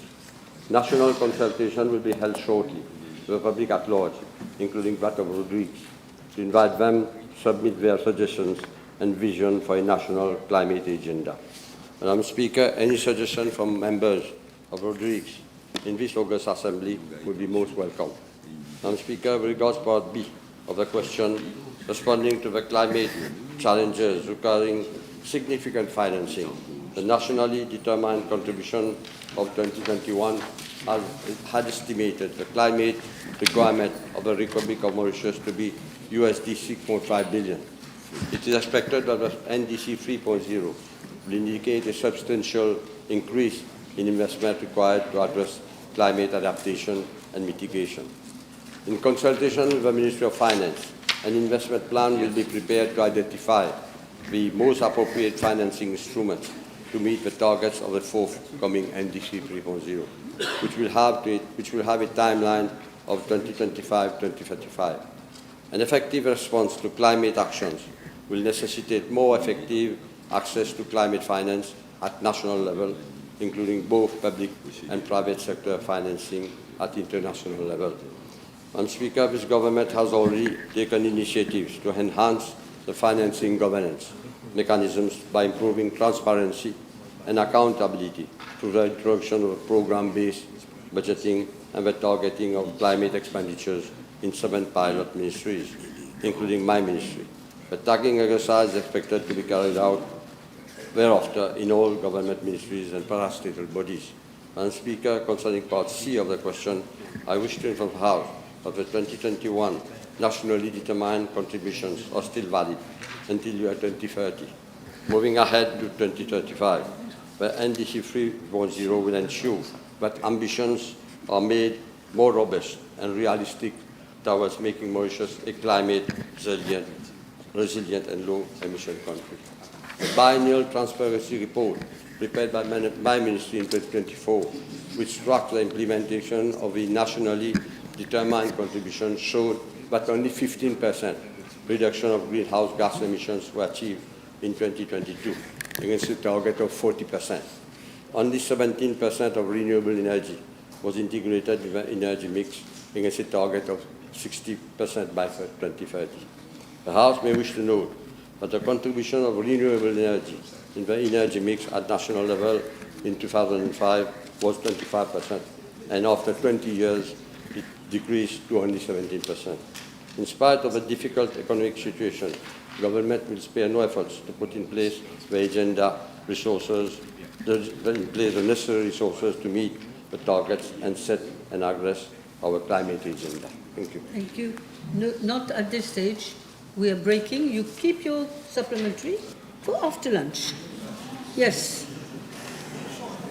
Short, but he will have to reply to you. Vous savez ce que c'est que l'hypoglycémie? I'm going to raise for 2.5 hours. He can put his question. 1.5 hour. 1.5 hour. We'll come back at 2:30. Everybody's deciding. It's incroyable. Yes, we're raising for 1.5 hours.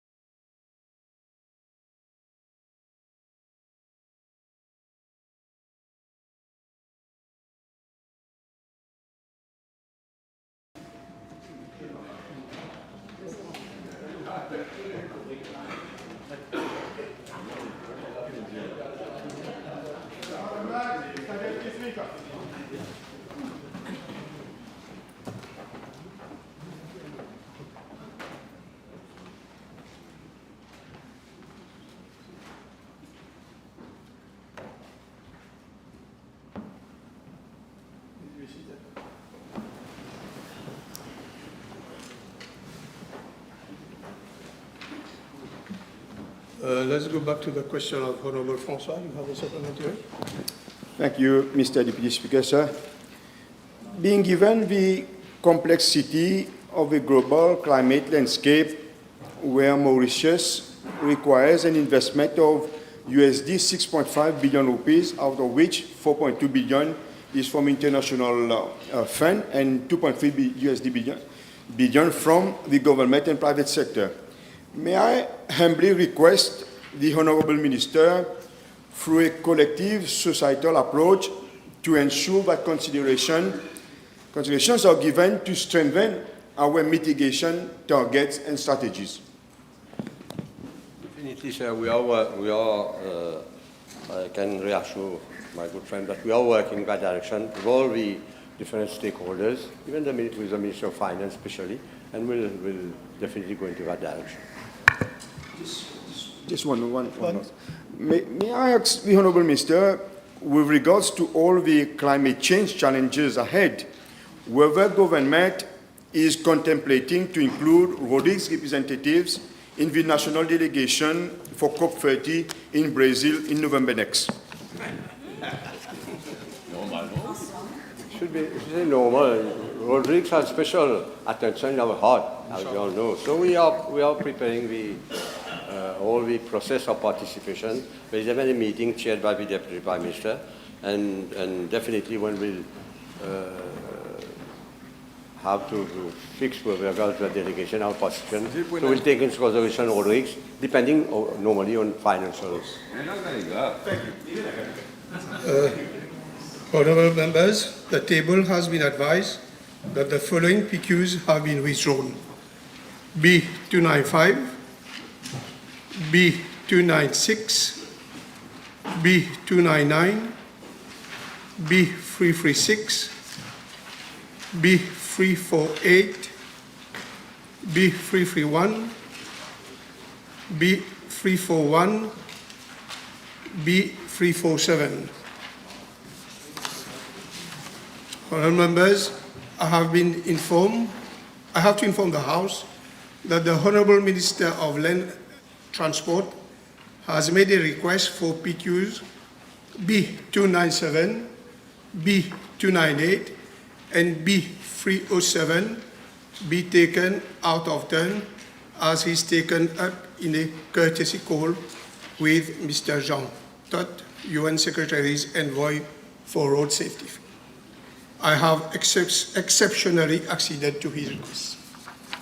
So now we proceed with B297, the second member for Belrose and Cabot. Oh, Mr. Alwan, sorry. So B298. Same again. B230.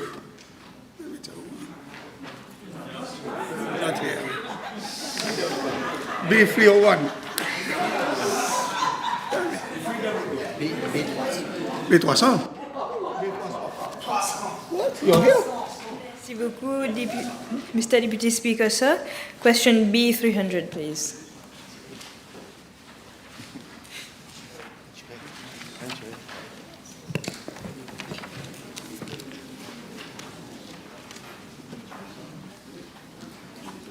Deputy Speaker, sir, this concerns the Public Service Excellence Award.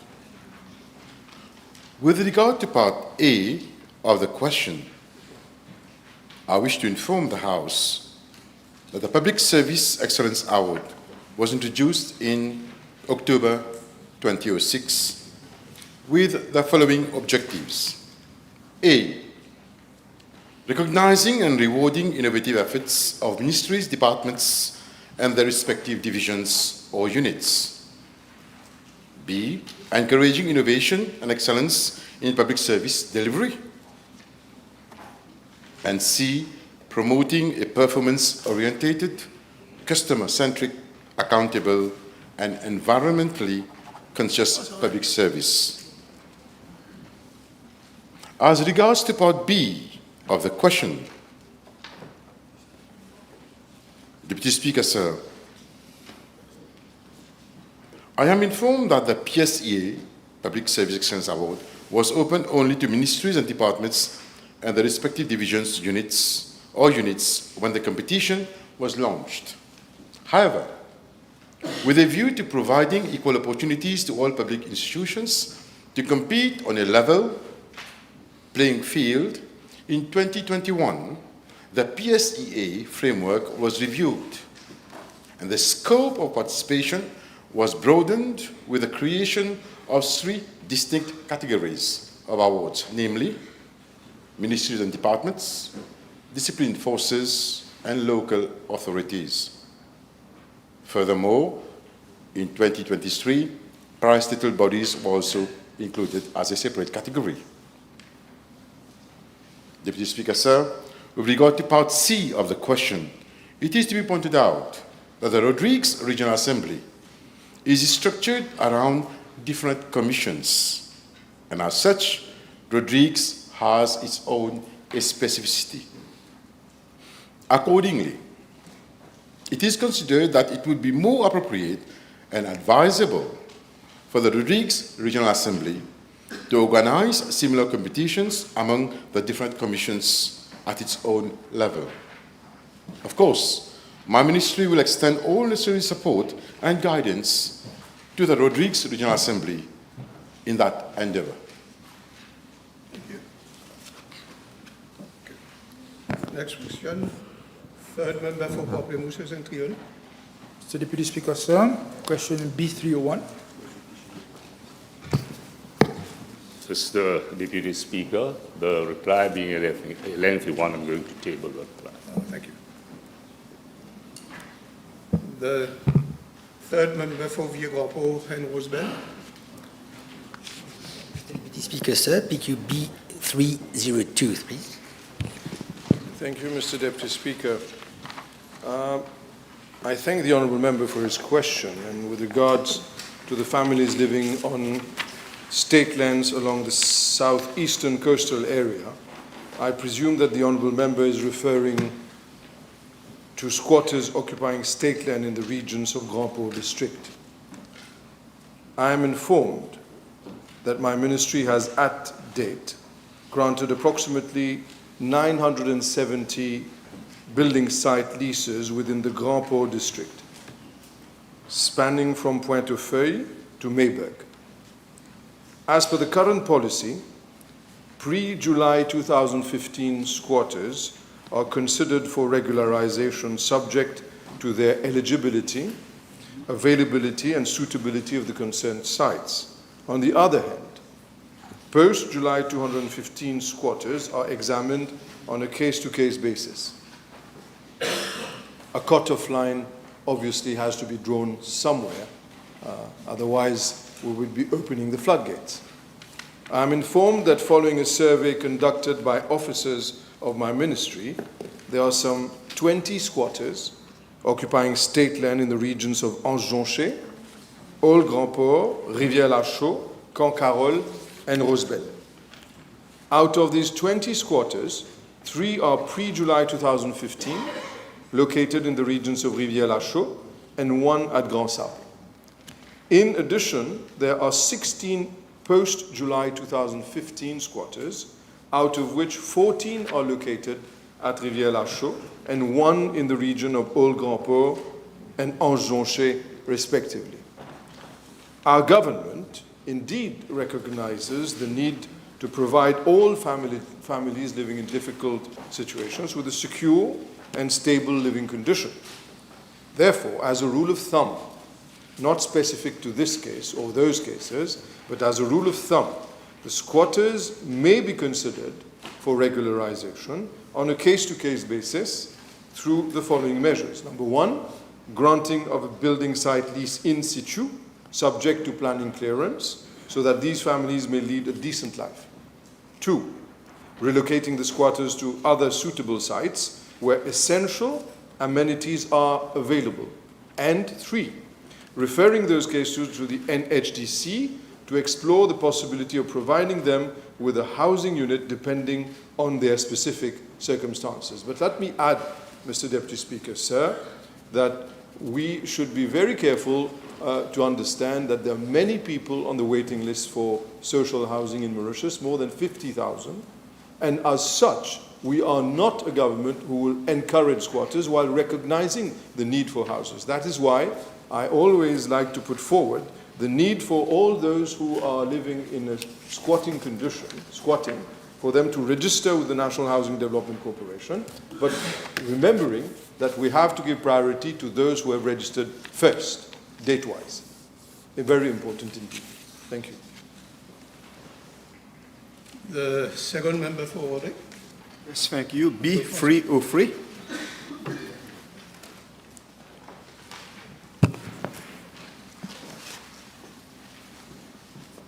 Deputy Speaker, sir, may I please, first and foremost, thank the Honourable Second Member of Rodrigues for his question. Deputy Speaker, sir, I'm informed that there is a total of 36 Rodrigues public officers who have requested for the transfer to the establishment to the Rodrigues Regional Assembly. And they are as follows. There are 10 prison officers or senior prison officers, including 3 women prison officers or senior prison officers in the Mauritius Prison Service. B, 13 firefighters in the Mauritius Fire and Rescue Service. And C, 2 nursing officers and 1 temporary attendant, hospital services in the Ministry of Health and Wellness. Mr. Speaker, sir, following the setting up of the Rodrigues Regional Assembly in 2001, distinct establishments were set up in respect of posts under the Mauritian establishment and that of the Rodrigues Regional Assembly in the Civil Establishment Order, Mauritius and Civil Establishment Order, Rodrigues respectively. Whilst the posts on the Rodrigues Regional Assembly are restricted to Rodrigues candidates, posts on the Mauritian establishment are open to both Mauritian and Rodrigues candidates. Accordingly, the 26 Rodrigues officers in the Mauritius Prison Service, the Mauritius Fire and Rescue Service, and the Ministry of Health and Wellness were appointed by the Disciplined Forces Service Commission and the Public Service Commission, respectively, to serve in the posts on the Mauritian establishment. Section 71 of the Rodrigues Regional Assembly Act provides that, and I quote, a public officer may, with approval of the Appropriate Service Commission, be transferred to the establishment of the Regional Assembly, and such transfer shall be on such terms and conditions of service as are acceptable to the Appropriate Service Commission, the Regional Assembly, and the person transferred. End of quote. Deputy Speaker, sir, the Disciplined Forces Service Commission regulations and the Public Service Commission regulations do not provide for the permanent transfer of officers from the Mauritian establishment to the Rodrigues Regional Assembly. I am informed, in the case of the 3 officers on the establishment of the Ministry of Health and Wellness, the PSC, Public Service Commission, had already informed the officers that their requests cannot be considered under the existing provisions of its regulations.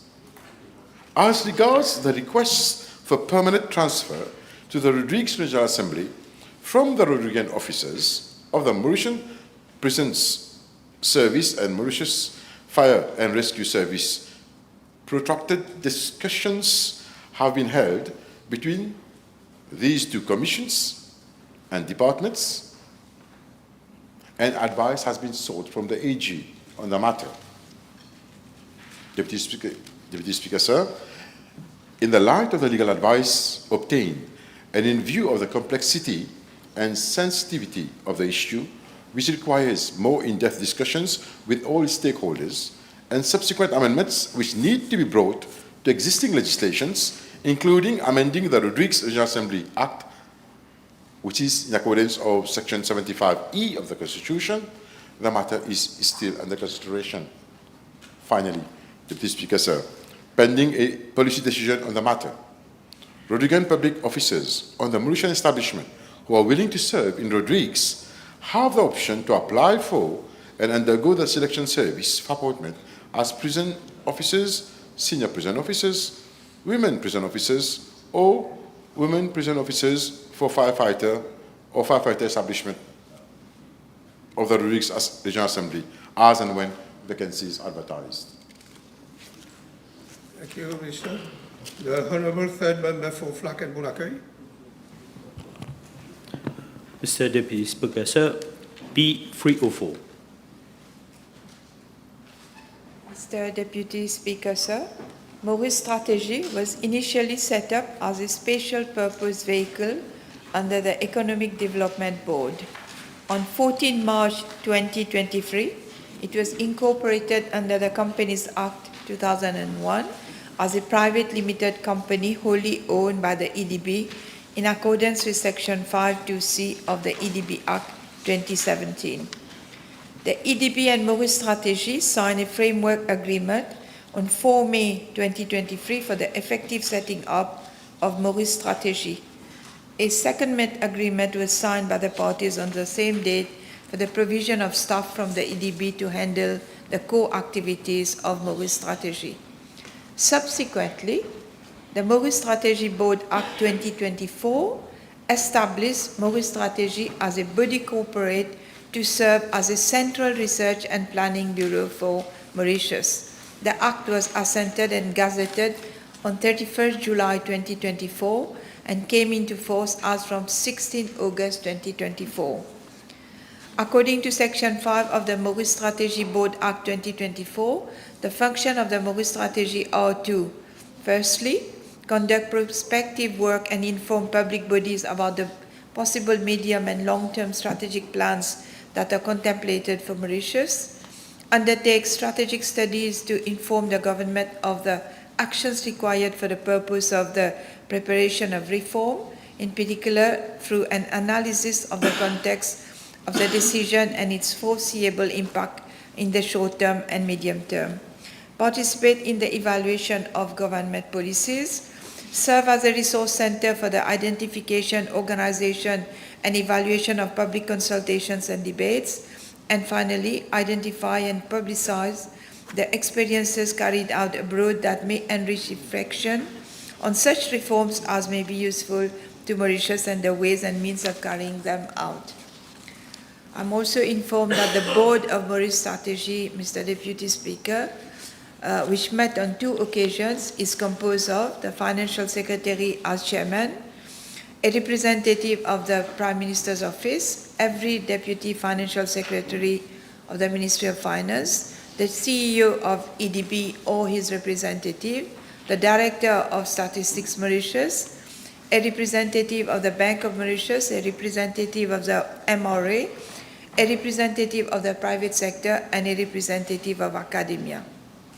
Mr. Deputy Speaker, I am informed that the Maurice Strategy has been working on various projects and reports, including securing technical support from the Agence Française de Développement and Expertise France, whereby a resident expert is currently supporting Maurice Strategy.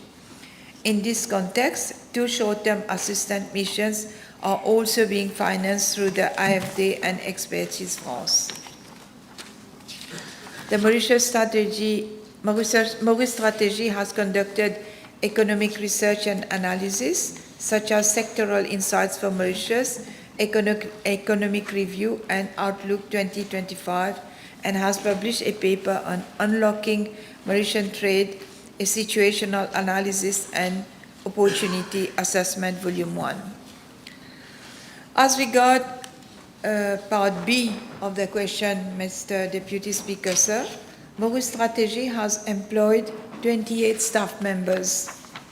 Following the signature of the agreement between EDB and Maurice Strategy on 4 May 2023 for the provision of staff to handle the core activities of the institution, 9 staff comprising 7 technical staff from the Strategic Planning Directorate and 2 messenger drivers were seconded from the EDB.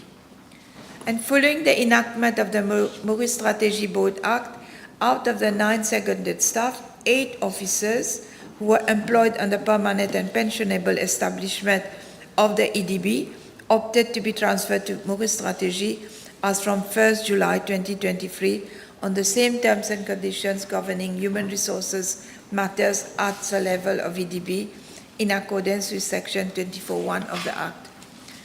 The head of department of the Strategic Planning Directorate of EDB, who was employed on a contractual basis since September 2015, was seconded as officer in charge to Maurice Strategy on 1st July 2023.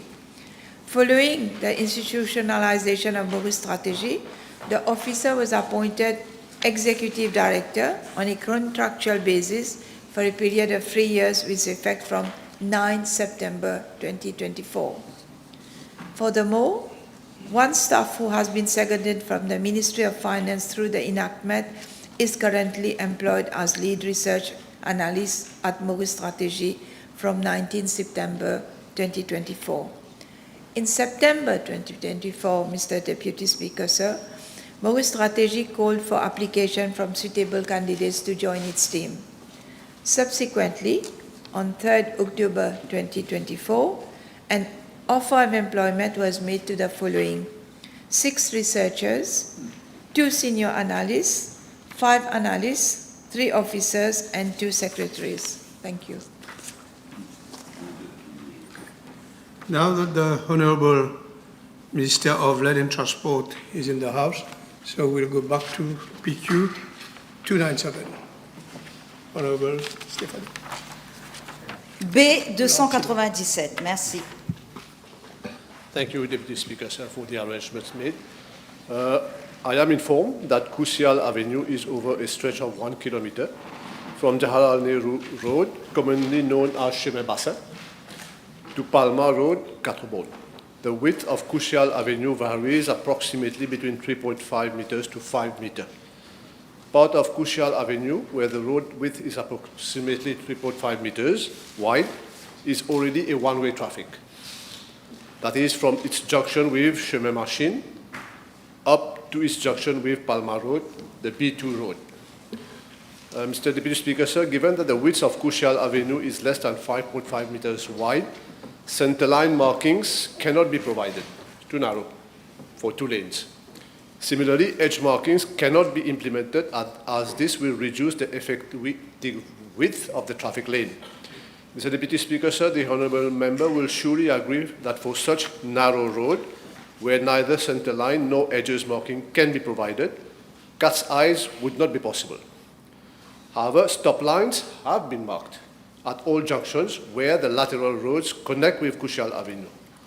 Moreover, 40-kilometer speed limit signs have already been provided by the TRMSU since the beginning of the year, 6th February 2025, to warn road users of the prevailing speed limit. The situation is being monitored and additional traffic calming measures or devices will be provided if necessary.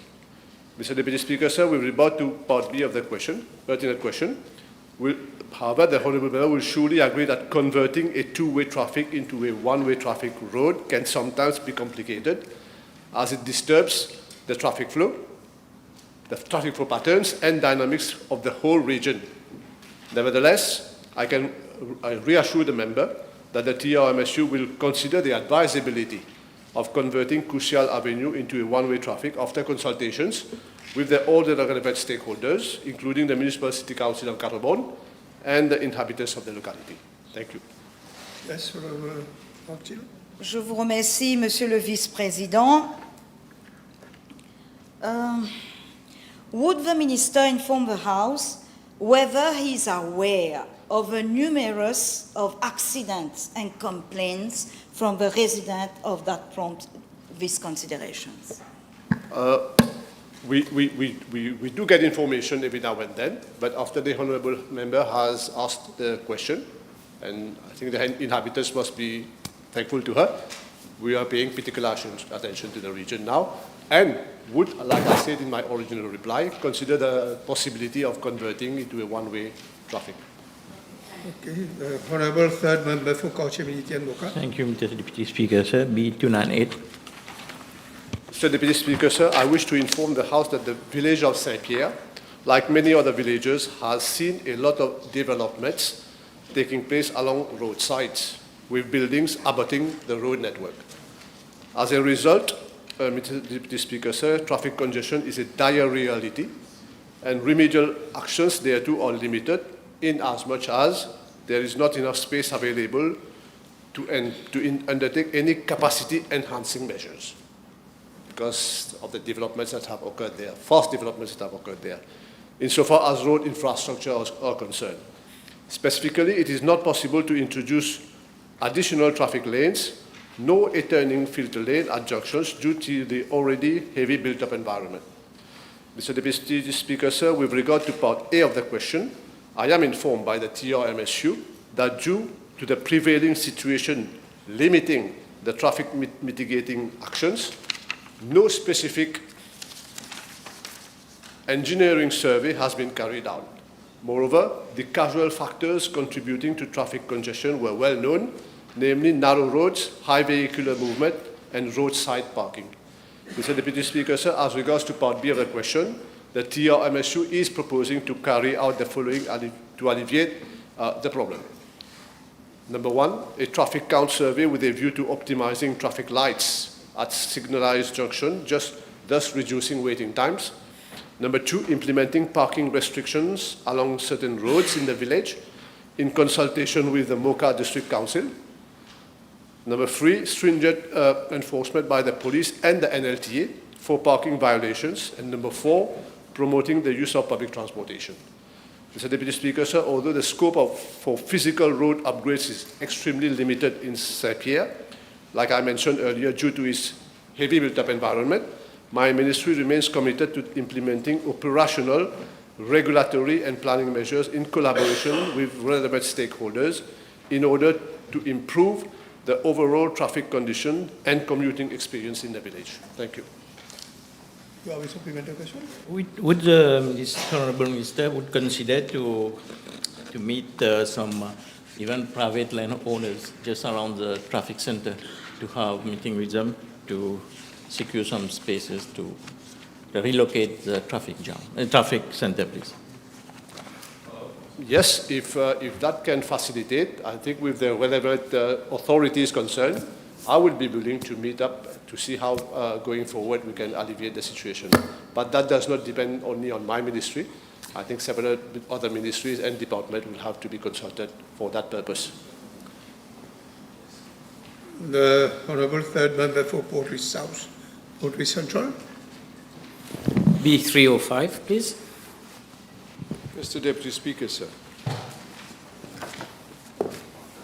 The former Immaculate Conception School is found over a plot of state land of an extent of about 93 perches, over which stands a ground plus one concrete building.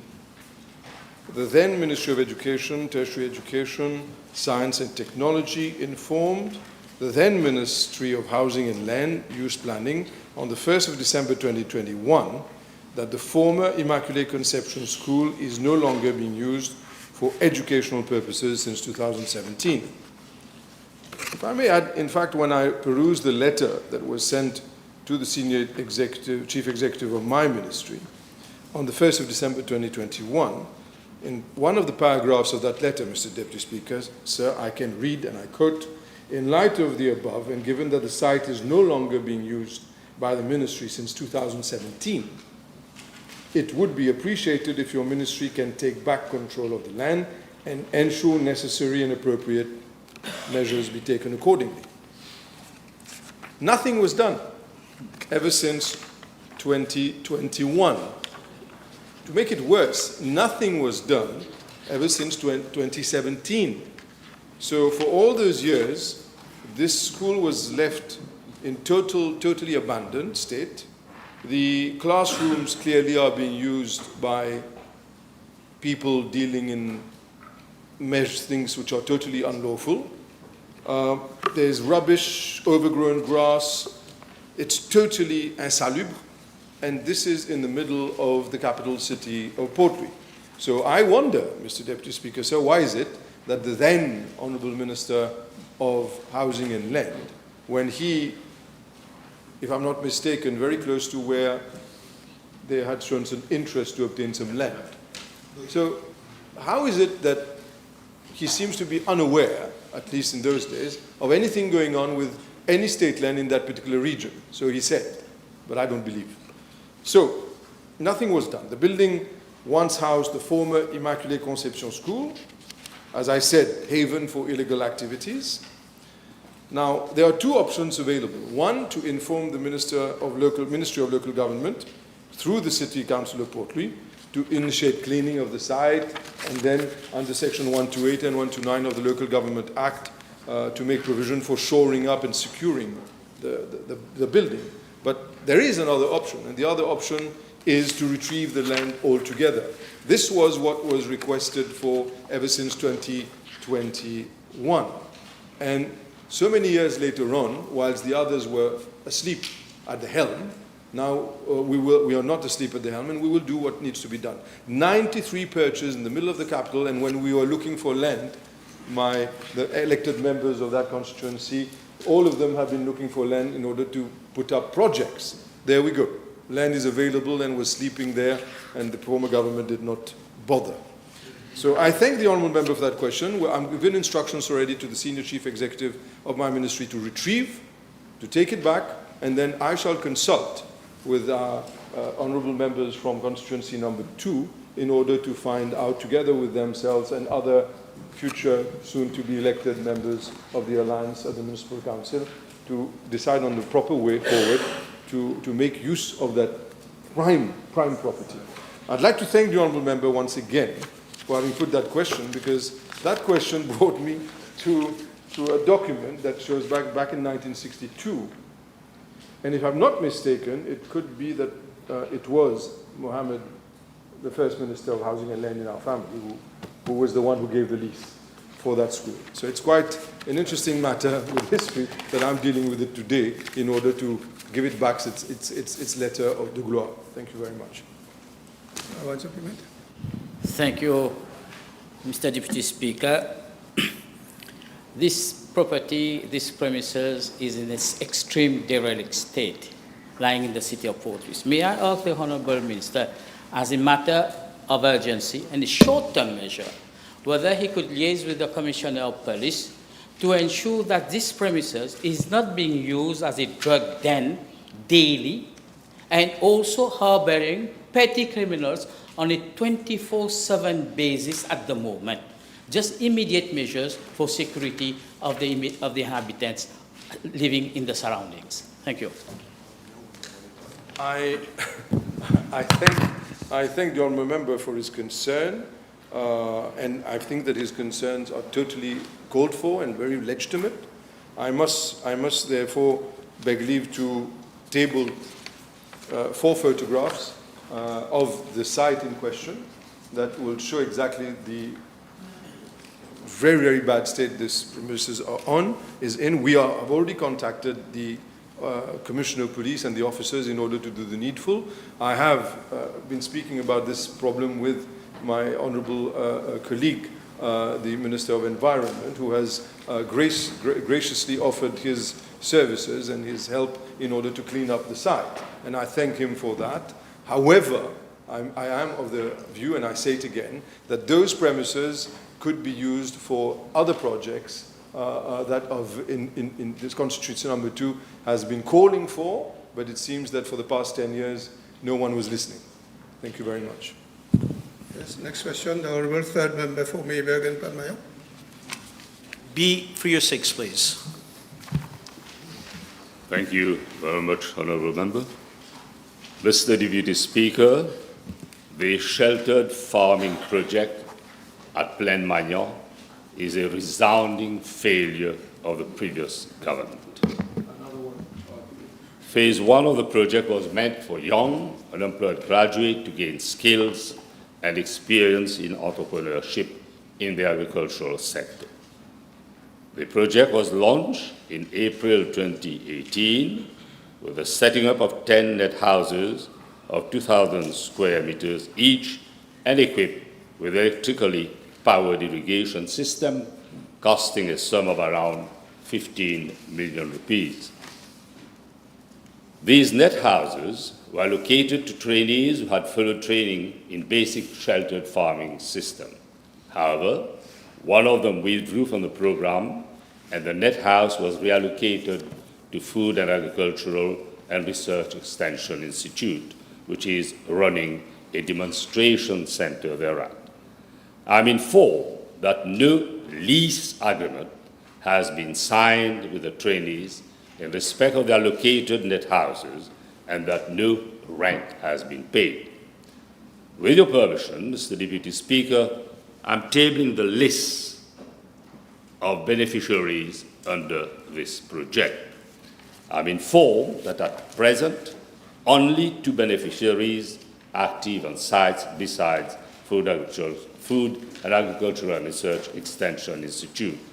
The remaining ones have abandoned the site due to inter alia problems associated with bedrocks on the plots that were located, damage to netting systems, occasioning entry of birds and pests, and inadequate monitoring and follow-up by FARI. Mr. Deputy Speaker, Phase 2 of the sheltered farming park at Plaine Magnan, comprising 20 net houses of approximately 2,000 square meters each, was completed in November 2020 for an amount of 36.8 million rupees. None of the units has been allocated since 2020 due to the non-availability of water and electricity, clearly demonstrating poor management and lack of overall coordination of the project, where more than 50 million rupees of taxpayers' money had already been invested.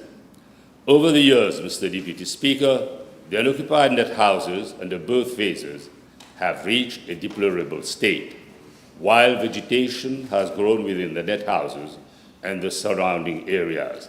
The nets and drip lines have been damaged, and accessories and fittings have been stolen from the pump houses. I'm advised that the cost of rehabilitation of one net house is estimated at around 600,000 rupees. This sum excludes the cost of supplying water from the borehole to the net house. An amount of 5 million has been made available in the budget for current financial year for the rehabilitation of net houses at Villebag and Plaine Magnan, but this amount obviously is insufficient to rehabilitate both phases of the project at Plaine Magnan. Mr. Deputy Speaker, it is clear that this project has been plagued by serious shortcomings and serious negligence. Out of the 30 net houses, only 3 are being currently operated, and none of the 20 net houses of the second phase has ever been allocated to date. Considering that the shift from open field to sheltered farming is one of the means of improving production capacity in the face of adverse impact of climate change, the project needs to be revisited. I have given firm instruction to the Senior Chief Executive and Food and Agricultural Research Extension Institute to review the sheltered farming project. Okay, next question. The Honourable third member for Montagne Blanche and Gambia Southeast. Mr. Deputy Speaker, sir, B307. Mr. Deputy Speaker, sir, I am informed by the Road Development Authority that along the road from Melrose to Deep River, classified road network, I'm informed, there are 44 covered bus stops and around 12 bus stops which are covered. With regard to the covered bus stops, 15 of these constitute of iron sheets, which require some uplifting. I am also informed that the RDA will accordingly proceed with painting and repair works thereat. Mr. Deputy Speaker, sir, I am also informed by the TRMSU that following a survey carried out, it has been observed that 6 bus stops from Sevastopol to Deep River have to be upgraded.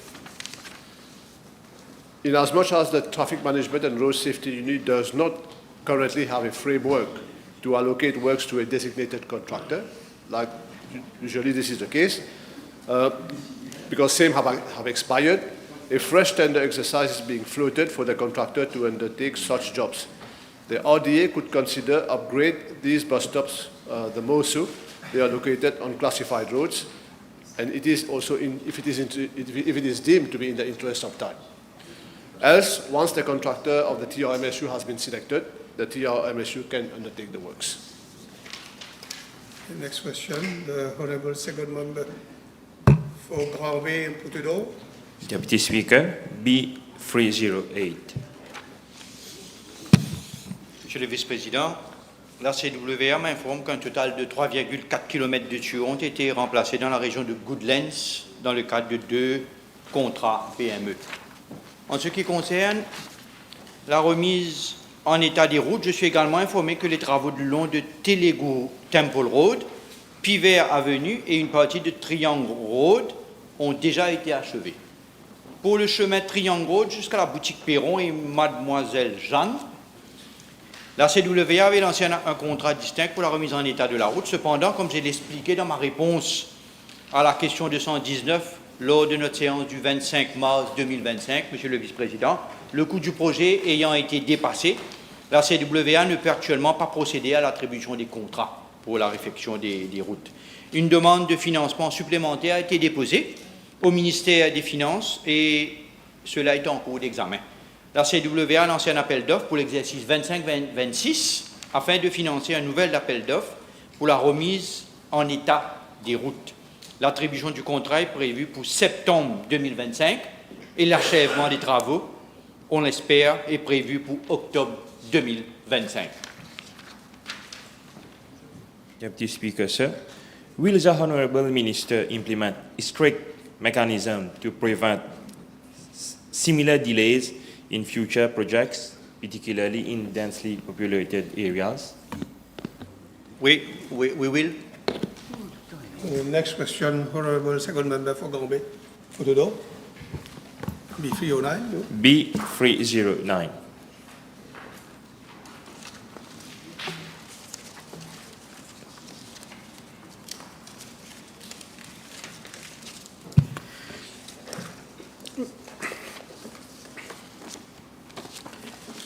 Mr. Deputy Speaker, sir, lodging accommodation for foreign migrant workers is governed by the Occupational Safety and Health Act 2005 and the Occupational Safety and Health Employees Lodging Accommodation Regulation 2011. With regard to Part A of the question, I'm informed that the expected time frame for an inspection to be carried out by officers of my ministry upon receipt of an application for lodging accommodation permit is normally 5 working days. However, I am informed that the lodging accommodating permit is usually issued within a month after receipt of the application at the National Occupational Safety and Health Department of my ministry. Mr. Deputy Speaker, sir, it should however be noted that when submitting an application for lodging accommodation permit to my ministry, health and fire clearance should accompany the application. And the obtention of those clearances from the Ministry of Health and Wellness and from the Mauritius Fire and Rescue Services may take quite some time, even several months. And the reason for that is very often the accommodation has to be modified physically to meet the requirement of the Ministry of Health and Fire clearances. Now, the Interministerial Committee set up to look into the whole issue of migrant workers is considering how to streamline the process to reduce the time it takes to get the lodging accommodation permit. For the time being, Mr. Deputy Speaker, sir, an applicant wishing to recruit a foreign worker needs to get the lodging accommodation permit first, and then apply for the work permit. And while he is applying for the work permit, he has to pay the rent sometime for several months. So what is being proposed by the committee now is to have a system of parallel application. So at the same time that an employer will apply for a work permit, at the same time he will apply for a lodging accommodation permit, and then once he receives it, he will be able to do it. Consideration is also being given to the possibility of issuing lodging accommodation permit to the owner of a building, who will then be able to lease the whole or part of the building to different employers. Mr. Deputy Speaker, sir, concerning part B of the question, the number of permits which have been granted in constituency number 6, Grand B and Poutredor, for the period from 2019 to 2024, including both new and renewed permits, is 229. I am tabling the breakdown of the number of permits issued in constituency number 6 from year 2019 to 2024. Yes, Honourable Daddy. Thank you, Mr. Speaker. Deputy Speaker, sir, can the Honourable Minister inform the House, once such a permit has been provided, how frequent inspections are made, and what are the measures taken for non-compliance? Thank you. Mr. Deputy Speaker, sir, inspections are regularly carried out after a LAP has been issued, either on an ad hoc basis or following a complaint received from either the migrant worker or most often the trade unionists. For example, for the period 2024 to February 2025, 91 follow-up visits were carried out at the employees' lodging accommodation, including joint visits with the Ministry of Health and the Mauritius Fire Services. Next question. And what actions are taken for non-compliance? Well, for the time being, Mr. Deputy Speaker, sir, the Occupational Safety and Health Employees Lodging Accommodation Regulation 2011 makes provision under Regulation 23 for the Enforcement Authority, usually it will be my ministry, to serve an enforcement notice on the employer, so that they have a delay to comply with that enforcement notice. If not, then the lodging accommodation permit is revoked, and the employer will then have to make alternative provision to accommodate the employers. Yes, the Honourable Fourth Member for Rodrigues. Mr. Deputy Speaker, sir, B310.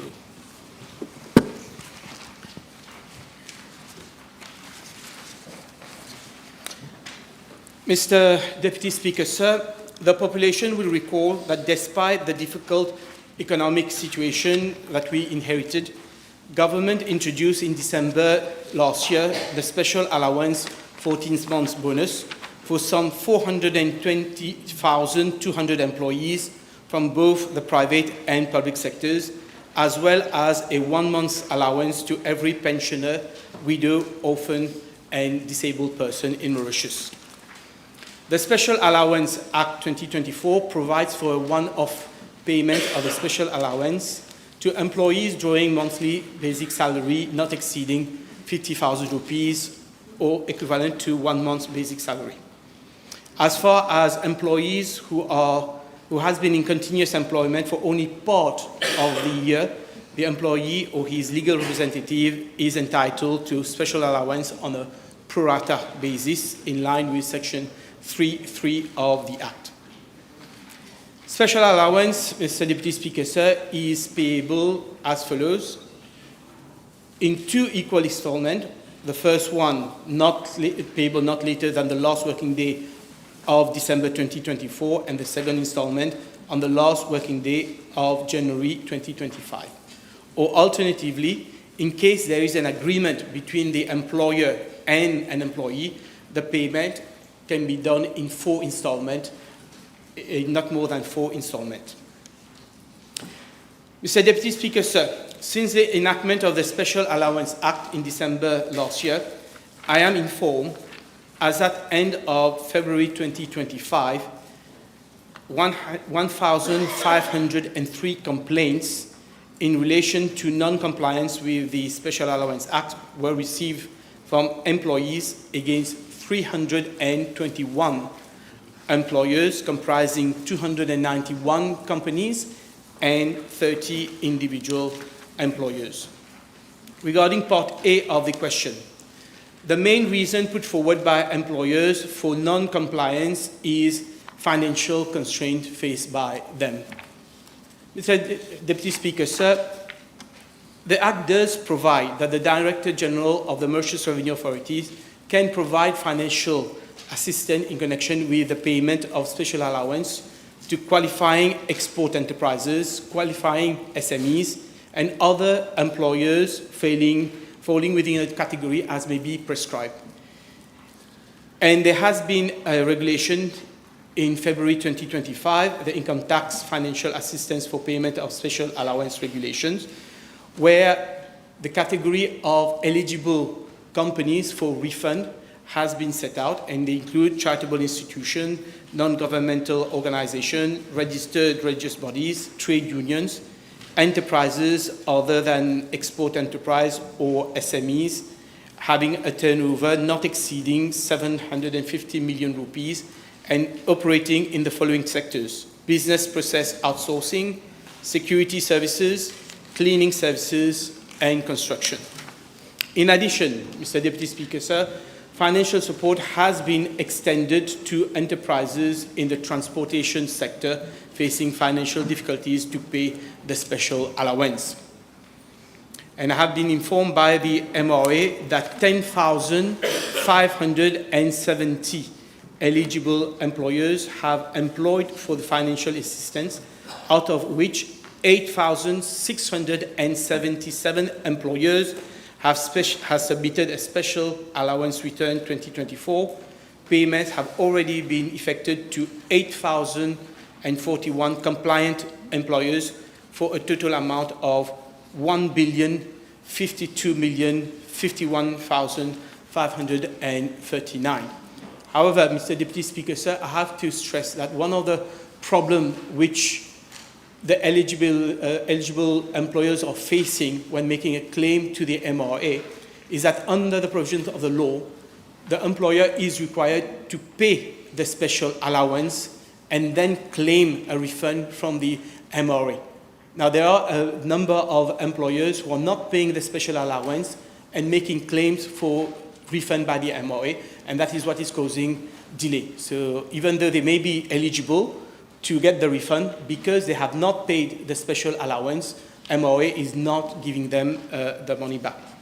Now, as regard part B of the question, on 15 January 2025, my ministry received complaints from 12 Indian workers to the effect that they had not been paid the special allowance 2024 by Brilliant Cleaning Services Limited. They had also not been remunerated for November and December and did not receive end-of-year bonus. After the intervention of officers of my ministry, their outstanding salaries have been settled.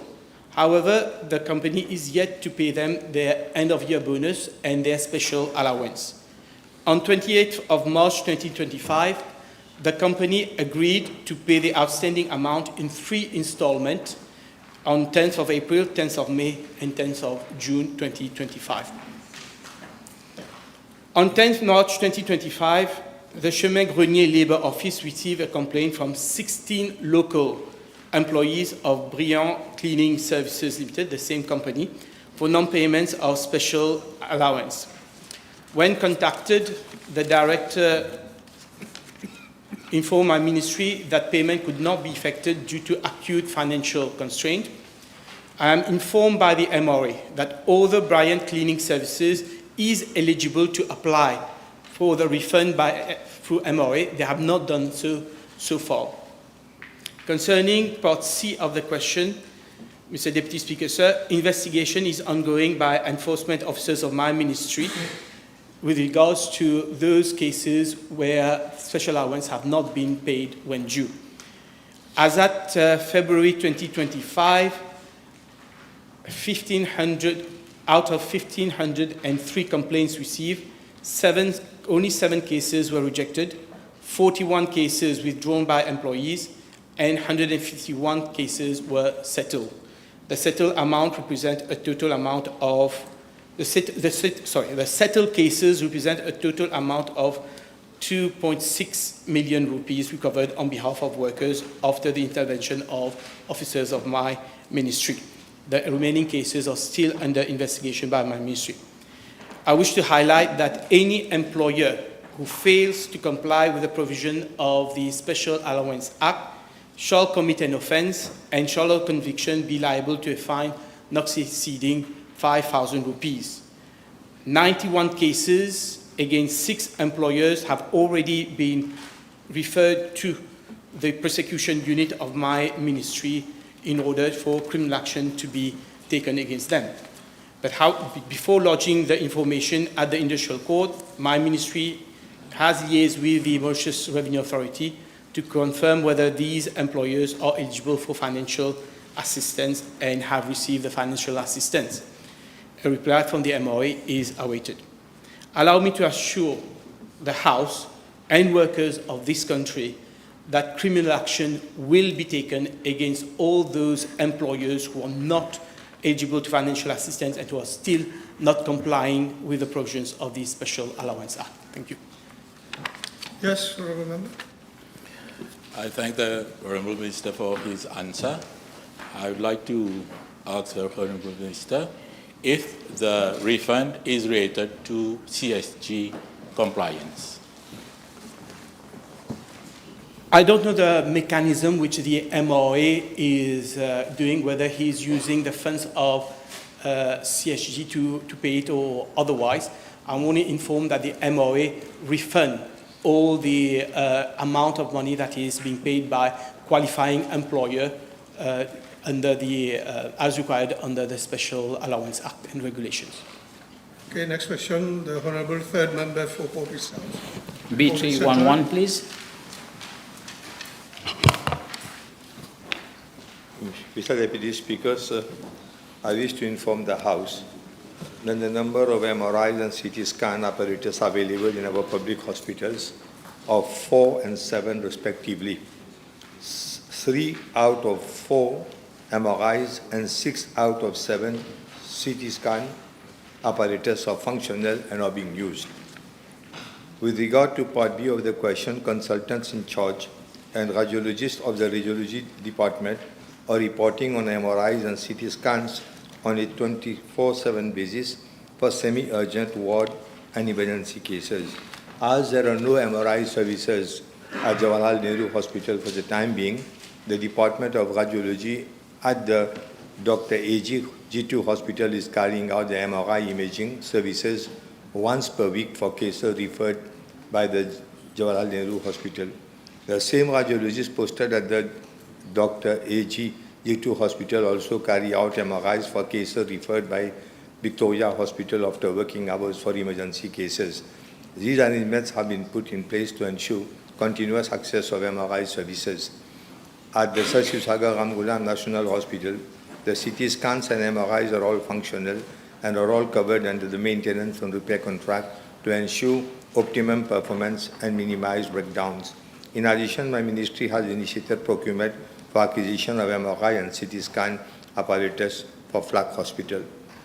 Mr. Deputy Speaker, sir, regarding Part C of the question, I wish to inform the House that in view of the increasing number of patients awaiting reporting of the MRI and CT scans, to decide on the way forward for further clinical management, it was decided to refer imaging out to private clinics for reporting. Quotations were invited from private clinics via expression of interest, and clinics proposing the lowest prices were selected for outsourcing of the MRI and CT scan reporting. I am informed that since March 2024, 3 private clinics have been enlisted for referral of reporting in respect of routine, non-urgent cases of MRIs and CT scans done at the level of regional hospitals. I am also informed that the enlisted clinics are remunerated as agreed. Yes, Honourable. Thank you, Mr. Deputy Speaker. There has been a contractual agreement that has been happening between the Ministry of Health and private clinics for reporting of CT scan and MRIs.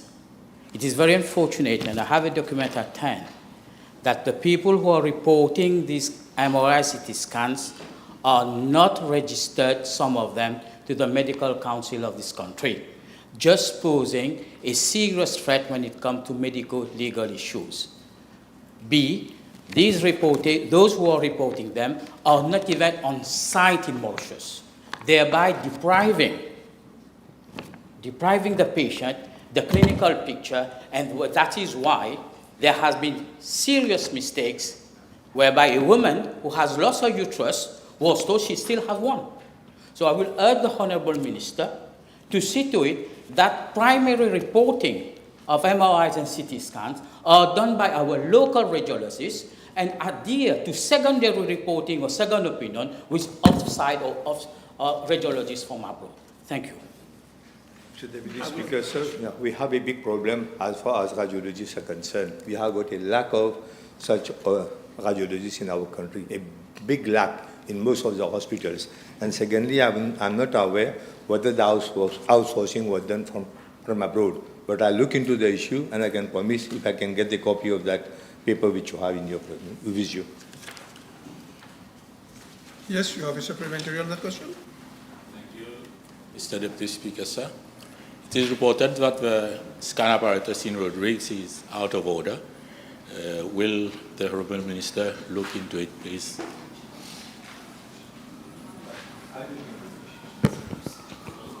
The Honourable First Member for Motai Blanche and Thank you, Rodrigues Mr. Houses. Deputy Speaker, sir. B312. Mr. Deputy Speaker, sir, I'm informed that Pepsi Lane at Equaya is an area prone to localized water accumulation during heavy rainfall.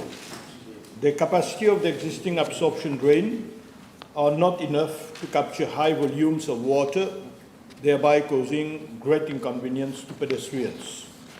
Mr. Deputy Speaker, sir, I'm further informed that the National Development Unit had awarded a contract for the construction of an absorption drain at Pepsi Road, Equaya, on 8 July 2024 to mitigate the flooding and water accumulation thereat for a contract value of 2.29 million rupees. However, during excavation works, basalt strata was encountered. In order not to put at risk the existing services and causing any infrastructural damages to residential buildings in the surrounding, upon instructions from the NDU, the contractor stopped the works immediately. He was thereafter requested to proceed with the proper backfilling and compaction of the excavated trench and provide for a temporary reinstatement and open the road to traffic. The contract for the absorption drain was eventually terminated.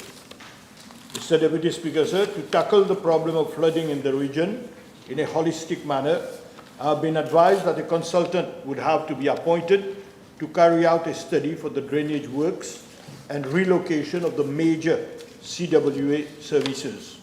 Bid will accordingly be launched early May 2025. Mr. Deputy Speaker, sir, I'm also informed that the Central Water Authority had excavated 2 pits at Pepsi Road, which will be reinstated by the latter's contractor on 14 April 2025. Mr. Deputy Speaker, sir, with regard to the region of Bramstan, I'm informed that pipe replacement works are actually being carried out along several roads by the Central Water Authority.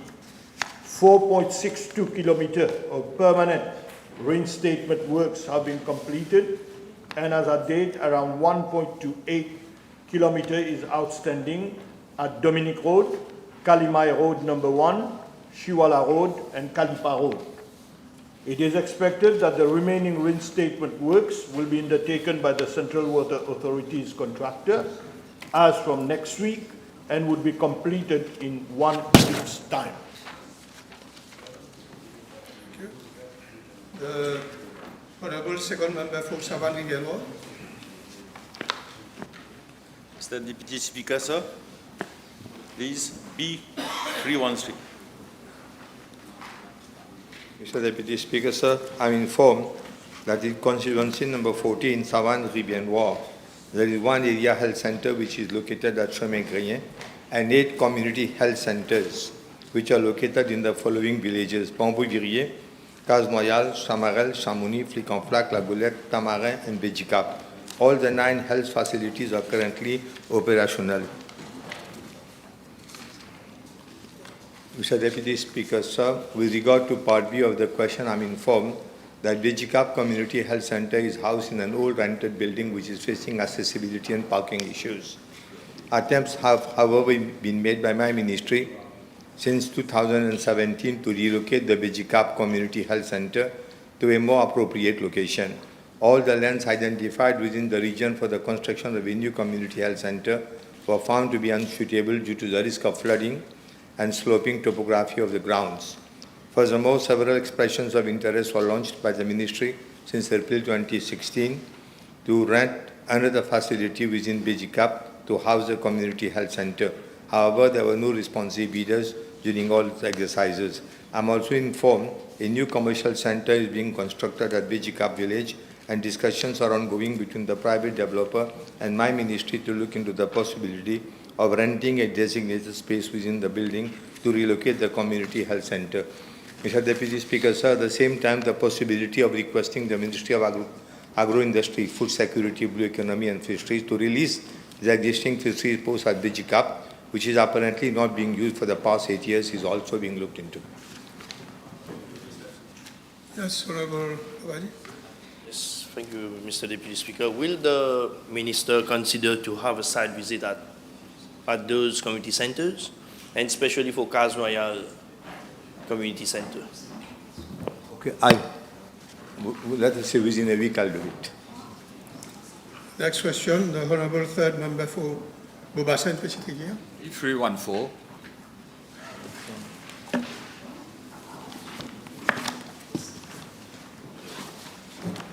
Mr. Deputy Speaker, sir, I'm informed that there is no specific budget allocated for methadone substitution therapy program as expenses are being incurred under different items under the budget of my ministry. However, the House may wish to note that the approximate amount spent for the purchase of methadone and other related costs and allowances for the methadone substitution therapy program from 2019 to 2024 as follows. For financial year 2018 and 2019, 40,585,832. For 2019 to 2020, 42,334,842. For 2020 to 2021, 57,593,713. For 2021 to 2022, 46,389,430. For 2022-23, 60,402,179, and for 2023-2024, 57,524,788. With regard to Part B of the question, I'm informed that as at February 2025, there are a total number of 8,851 patients. 8,851 patients receiving the daily doses of methadone in 75 dispensing sites around the island. The number of patients attending the different dispensing points region-wise is being tabled. Mr. Deputy Speaker, sir, with regard to Part C of the question, it's widely accepted that the assessment of recovery from drug addiction is inherently complex, owing to the multifaceted nature of the addiction itself. In essence, the complexity of assessing drug addiction recovery stems from the interplay of individual variability, multidimensional factors, measurement challenges, and the dynamic nature of the recovery process itself. Hence, the exact number of patients who have successfully completed the program cannot be determined. Yes, Monsieur le Président, la méthadone, comme tout le monde le sait, est un produit de substitution et qui est devenu malheureusement un produit d'addiction pour de nombreux patients. Donc, l'honorable ministre peut-il dire à la Chambre s'il envisage d'autres types de programmes plus efficaces? Si oui, lesquels? Mr. Deputy Speaker, sir, in the days to come, we are having a legislation on this particular issue. I would request you to be a bit, we are having the, so you are, be a bit patient, you will get. Donc, probablement, la ministre est au courant que dans certains pays, il y a le suboxone qui est privilégié à la méthadone. Donc, de par son potentiel d'abus plus faible et un niveau de dépendance physique aussi plus faible. Donc, s'il est au courant que ce produit existe, est-ce que ce traitement peut être considéré et peut-on savoir quand à peu près compte-t-il venir de l'avant avec ce programme alternatif? Mr. Deputy Speaker, sir, see, I'm not a medical practitioner. As I've just said, that we are having a new legislation, so please be patient. You will definitely, we will have certain changes. The new law is coming for first reading today, and next time the honourable member can have an opportunity to address the House on the bill and make any suggestion he wants. So let's proceed with the next question, if you don't mind. Thank you. Honourable members, I've been advised that the following PQs have been withdrawn: B317, B320, B327, B349, B329, B340, B350, and B328. Now we proceed with the next question. Honourable Second Member for Savane, Guibianois. Mr. Deputy Speaker, sir, please, B315. Monsieur le Vice-président, la CWR m'a informé que le réservoir de service de la Martinière à Suriname a été mis au service en 2016. Suite à la construction d'un nouveau réservoir à Mont-Blanc, d'une capacité de stockage de 255 mètres cubes, le réservoir de service de la Martinière était insuffisant pour répondre à la demande croissante en eau dans la région. De plus, en raison de son usure et des fuites ont été constatées dans le réservoir. Un nouveau réservoir de service d'une capacité de stockage de 2000 mètres cubes a été construit à Mont-Blanc, situé en altitude. Il alimente donc directement en eau la Martinière, Suriname et une partie d'Oriambel. The next question, the Honourable First Member for Montagne Blanche and Rodrigues. Yes, thank you, Deputy Speaker. So B316.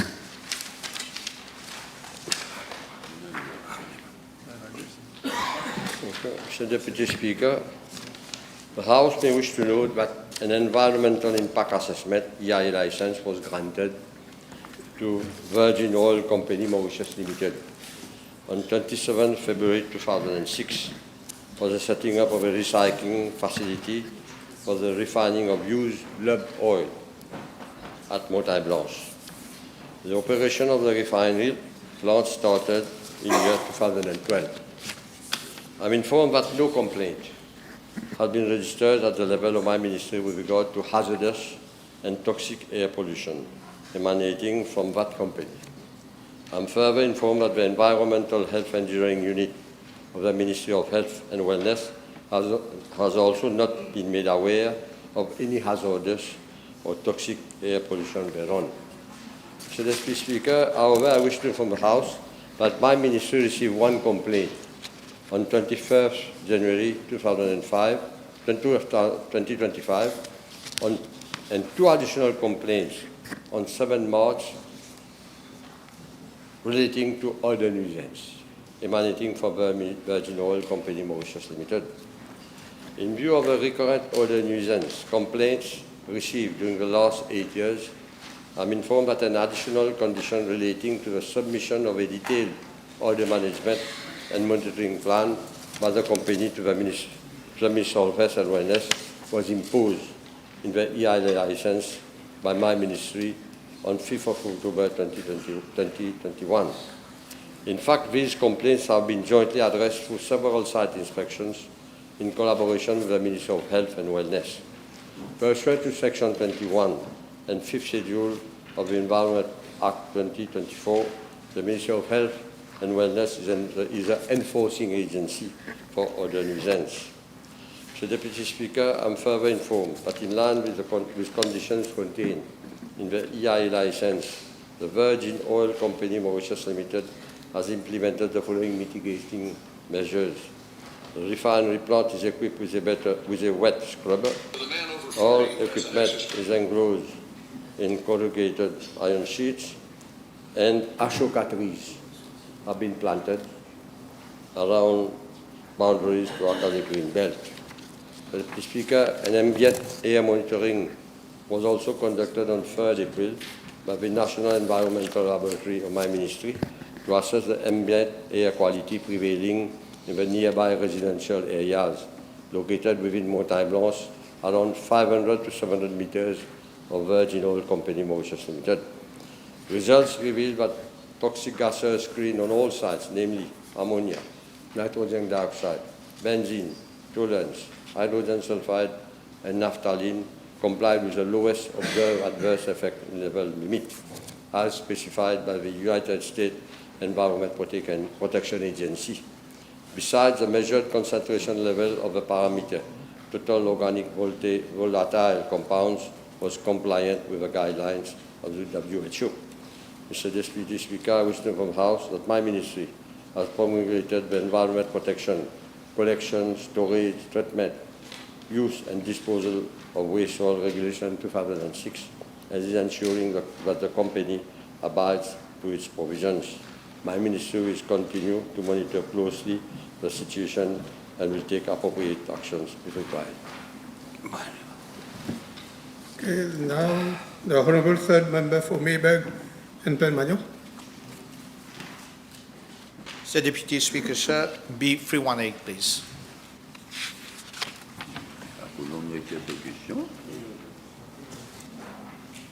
Honourable Mr. Housing.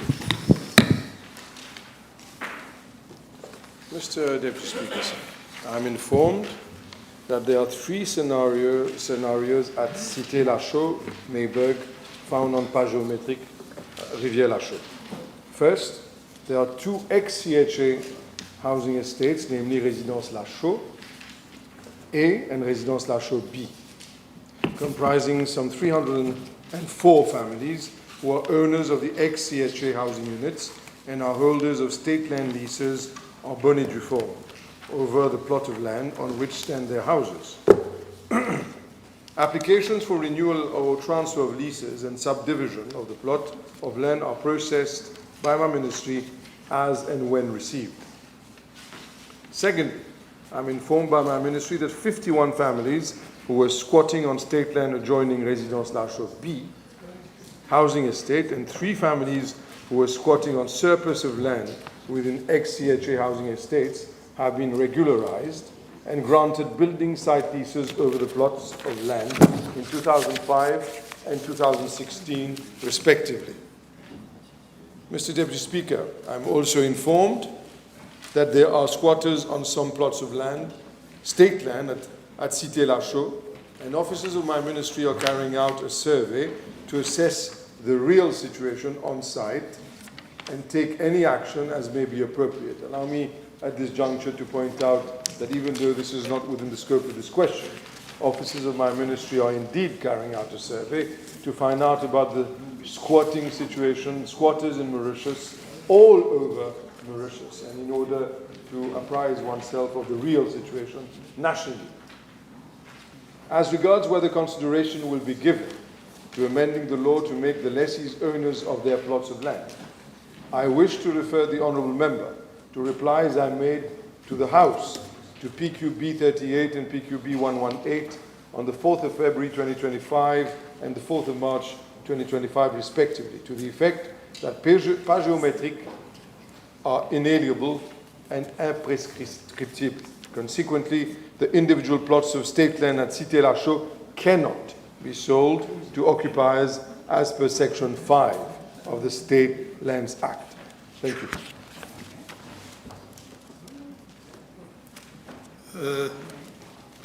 Honourable members have been advised that B321, B354, B334, B339 has been withdrawn. So the next question is B 323. Third member for Constituency and Local.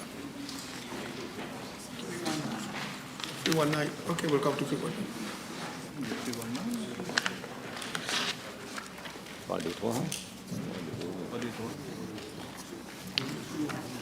Sorry, we 319. If time allowed, then you will answer the next question. B319.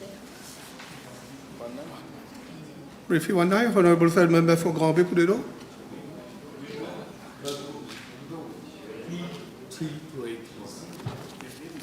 Oh, 319? Has not been withdrawn. It has to be replied by the Minister of Public Service and yes, 319.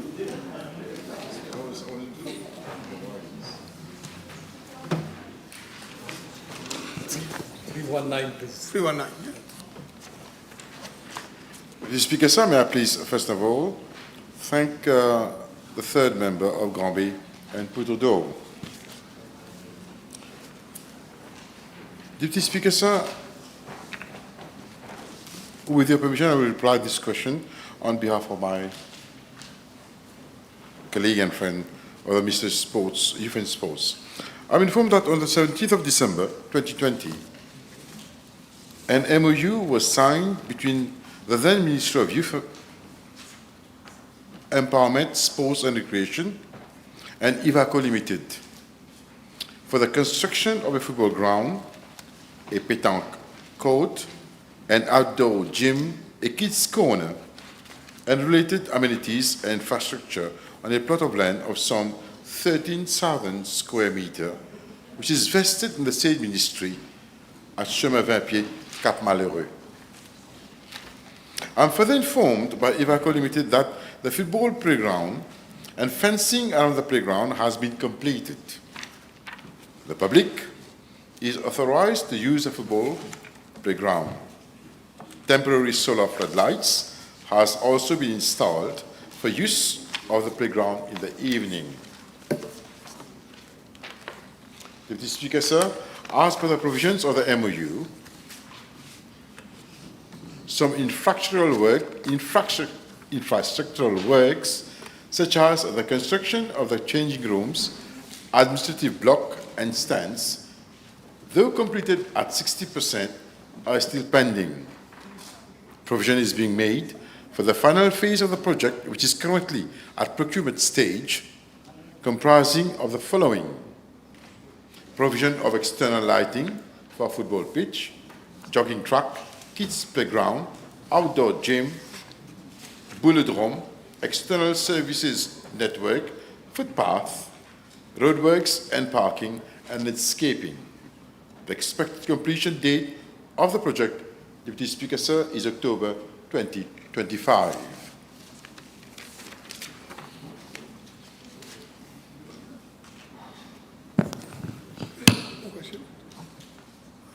We have 2 minutes left. We'll go to the next question. Honourable Third Member for Constituency. 2323. B23.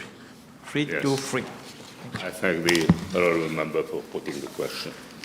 Mr. Speaker, Deputy Speaker, as regards Part A of the question, I've been informed by the Mauritius Cane Industry Authority that presently there are 35 operational agricultural machines and equipment available at the Agricultural Mechanization Unit, where 25 tractors are used for land preparation, 5 bell loaders are used for cane loading, and 1 roller is used for compaction.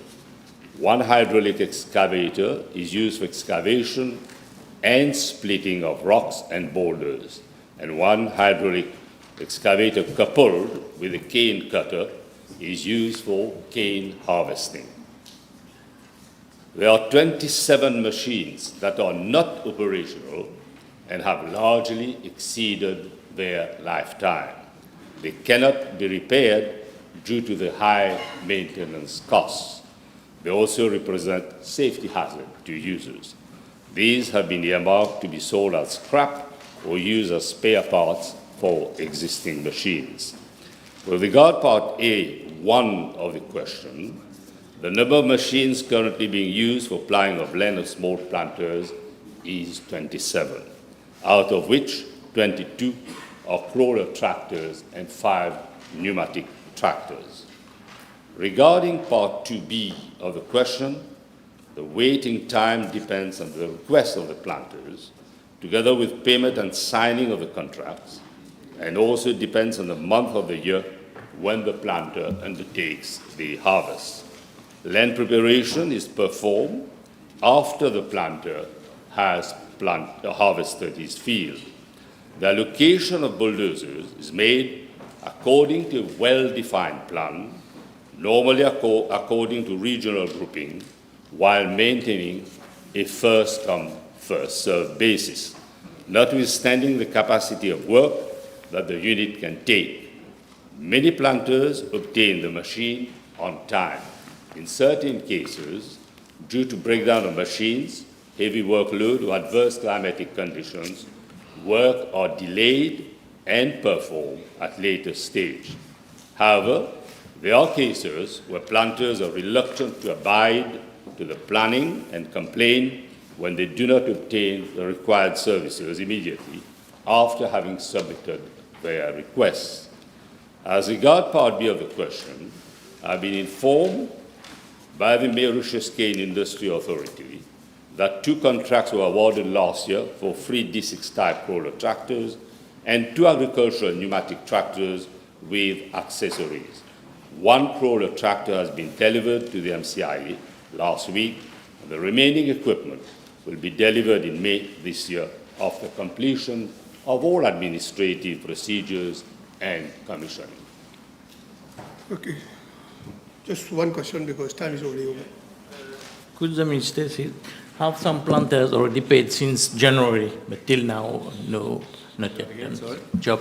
Some planters already paid for land preparation since January, and till now, no any work done. But I can assure the Honourable member that the matter will be looked into, addressed very forcefully, so that we can give satisfaction to one and all. Honourable members have been advised that the following PQs has been withdrawn: B330, B333, B351, B352, B325, B324, B332, and B337. Time is over.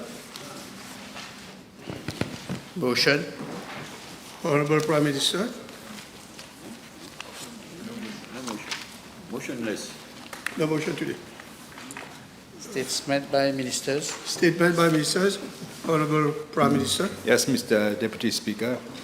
With your permission, I'm making a statement on the executive order entitled Regulating Imports with a Reciprocal Tariff to Rectify Trade Practices that Contribute to Large and Persistent Annual United States Goods Trade Deficits, signed by President Trump on the 2nd of April of this year.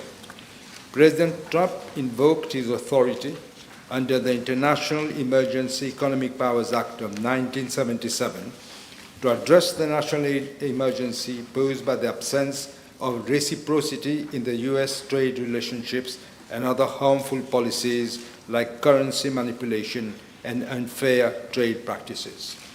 The executive order imposes a baseline 10% tariff on all imported goods as from the 5th of April of this year.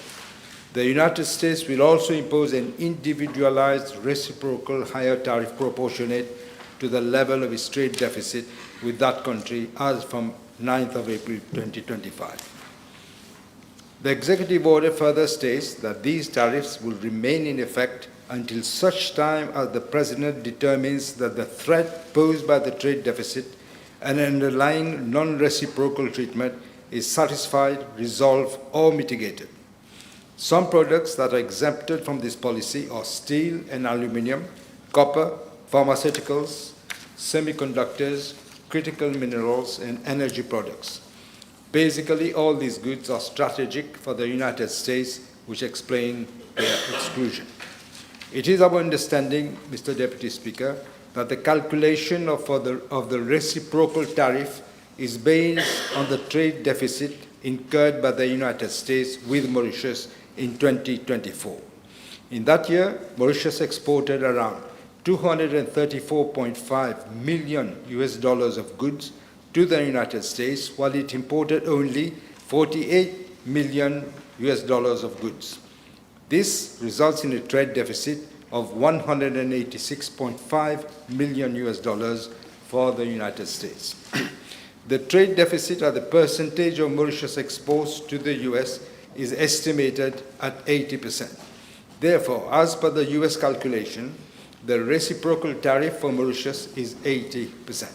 However, this percentage was halved, and a discounted reciprocal tariff of 40% will be applied for our exports entering the United States market. The main products exported to the US include live primates, fish, sugar, textiles, and apparel.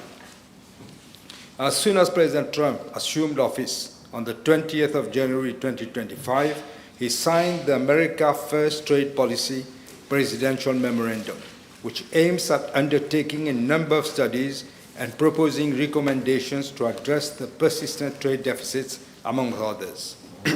In February 2025, the Office of the United States Trade Representative had requested public comments on unfair trade practices and non-reciprocal trade arrangements affecting the U.S. economy by the deadline of 11th of March 2025. Accordingly, Mauritius made a submission highlighting that the top 20 U.S. exports to Mauritius do not attract any tariff at all. The mutual benefits of AGWA was also underscored. On the 3rd of April 2025, the WTO Director General stated that many members had contacted the WTO regarding the potential impact of the tariffs on their economies and global trade. She expressed concern over the decline in trade and the risk of a tariff war driven by retaliatory measures. Highlighting the potential for significant trade diversion, she urged members to handle the resulting pressures responsibly to prevent escalating tensions. The executive order means, Mr. Deputy Speaker, that our exports of goods to the United States will now be subject to a tariff of 40%. This will be clearly highly detrimental to our economy. The US is the fourth largest buyer of Mauritian goods. Some 41 export-oriented enterprises employing some 16,750 persons depend on the US market. Being an AGWA-eligible country, Mauritius has been benefiting from duty-free market access for some 6,400 product lines on the US market. Other AGWA-eligible countries like Lesotho, Botswana, and Madagascar will also face a tariff of varying between 50%, 37%, and 47%, respectively. The Ministry of Foreign Affairs had a meeting which included high-level representatives from various ministries as well as public and private sector stakeholders, namely the MCCI, the Sugar Syndicate, Business Mauritius, and MIGSA, with a view to charting the way forward and mitigating the fallouts on our economy. I have chaired 2 meetings with the Ministry of Foreign Affairs, Regional Integration and International Trade, and the officers of the Ministry of Finance with the with the junior minister. The following course of action was agreed. 1, to discuss possible avenues with the United States at the bilateral and regional levels. 2, work with like-minded groups of countries, including AGWA, eligible countries, as well as the African Union Mission in Washington, D.C., with a view to devising a strategy to open up discussions with the United States. 3rd, to negotiate a bilateral trade agreement with the United States, which will provide the necessary predictability to our trading relations. A high-level committee has been set up by government to monitor the situation and liaise with all public, private, and foreign stakeholders, including the Corporate Council for Africa, that can work together to mitigate the fallouts from the U.S. executive order and ensure continued trade between Mauritius and the United States.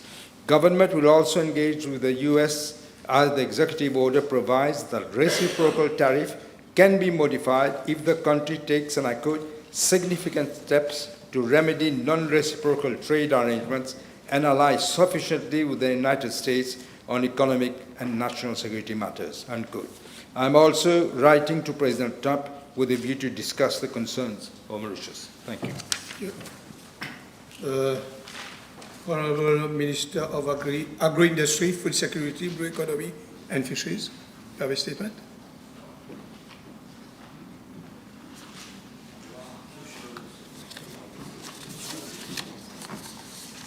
Yes. So the Minister of Social Integration, Social Security and National Solidarity. You have a statement? Yes, Mr. Deputy Speaker, sir. With your permission, I wish to make a statement on the secured bond investment made by the National Pensions Fund, NPF, and the National Savings Fund, NSF, in Whole Attitude Limited, a private company registered in Mauritius. This bond investment was made for a total amount of 1.45 billion on the 1st March 2022 and was due to be paid by the 30th of September 2024.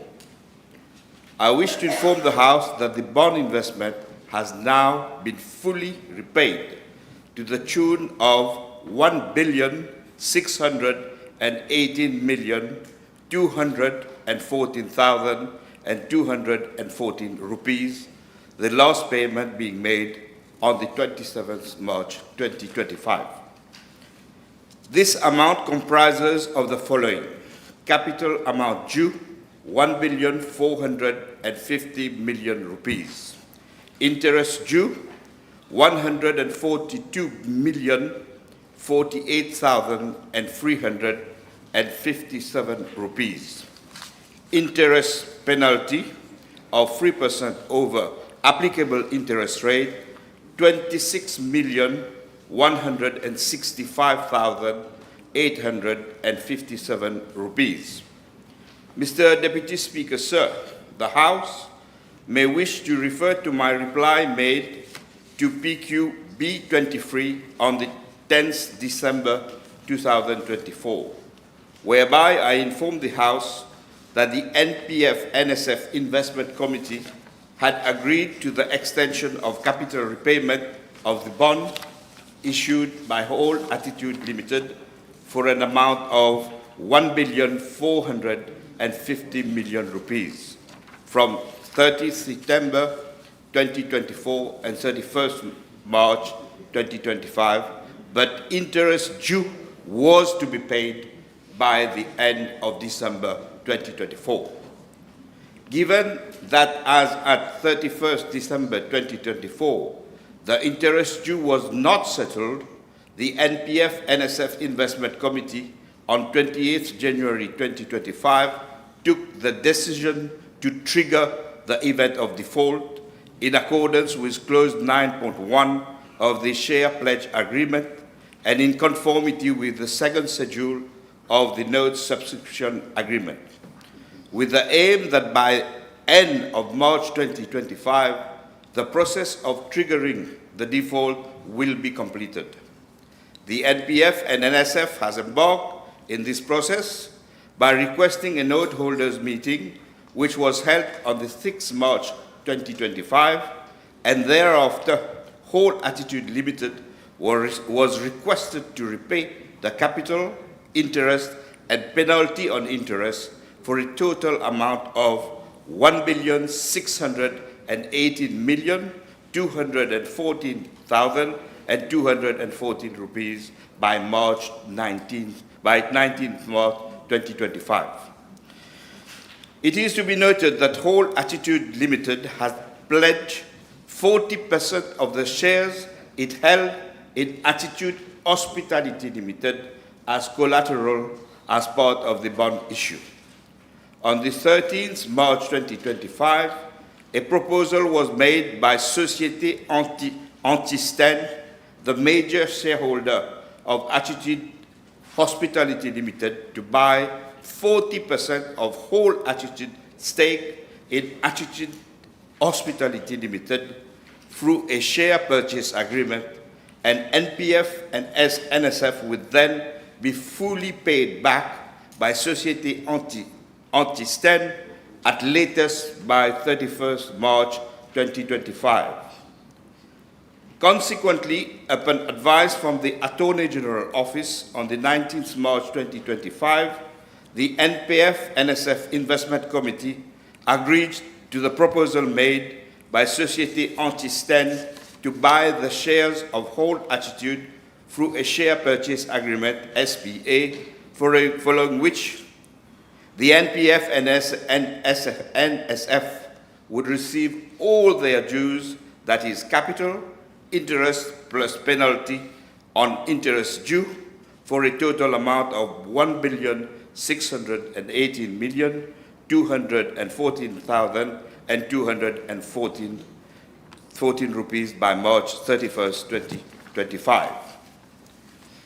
Mr. Deputy Speaker, sir, it is to be pointed out that the proposal made by Société Anti-Sten to buy these shares of Whole Attitude was in accordance with the Constitution of Attitude Hospitality Limited, which provides for the shares to be offered for sale to the existing shareholders of Attitude Hospitality Limited, and only if they would refuse, then the shares would be sold to a third party. Mr. Deputy Speaker, sir, I wish to reiterate the commitment of this government to ensure that it is the interest of people, first and foremost, that guides the actions of government. In this particular matter, it is the safeguard of the contribution of workers of our Republic under both the National Pension Fund and National Savings Fund that has guided the action taken by my ministry. Mr. Deputy Speaker, sir, my ministry has acted in a fair, transparent, and decisive manner to bring forward a rapid resolution to the recovery of funds invested by the National Pension Fund and National Savings Funds in the bond issued by Whole Attitude Limited. Thank you, Mr. Deputy Speaker, sir. Public bills, first reading. Honourable Prime Minister. Mr. Deputy Speaker, I beg to move that the National Agency for Drug Control Bill number 6 of 2025 be read the first time. Seconded. Madam Speaker will take the chair for the next meeting.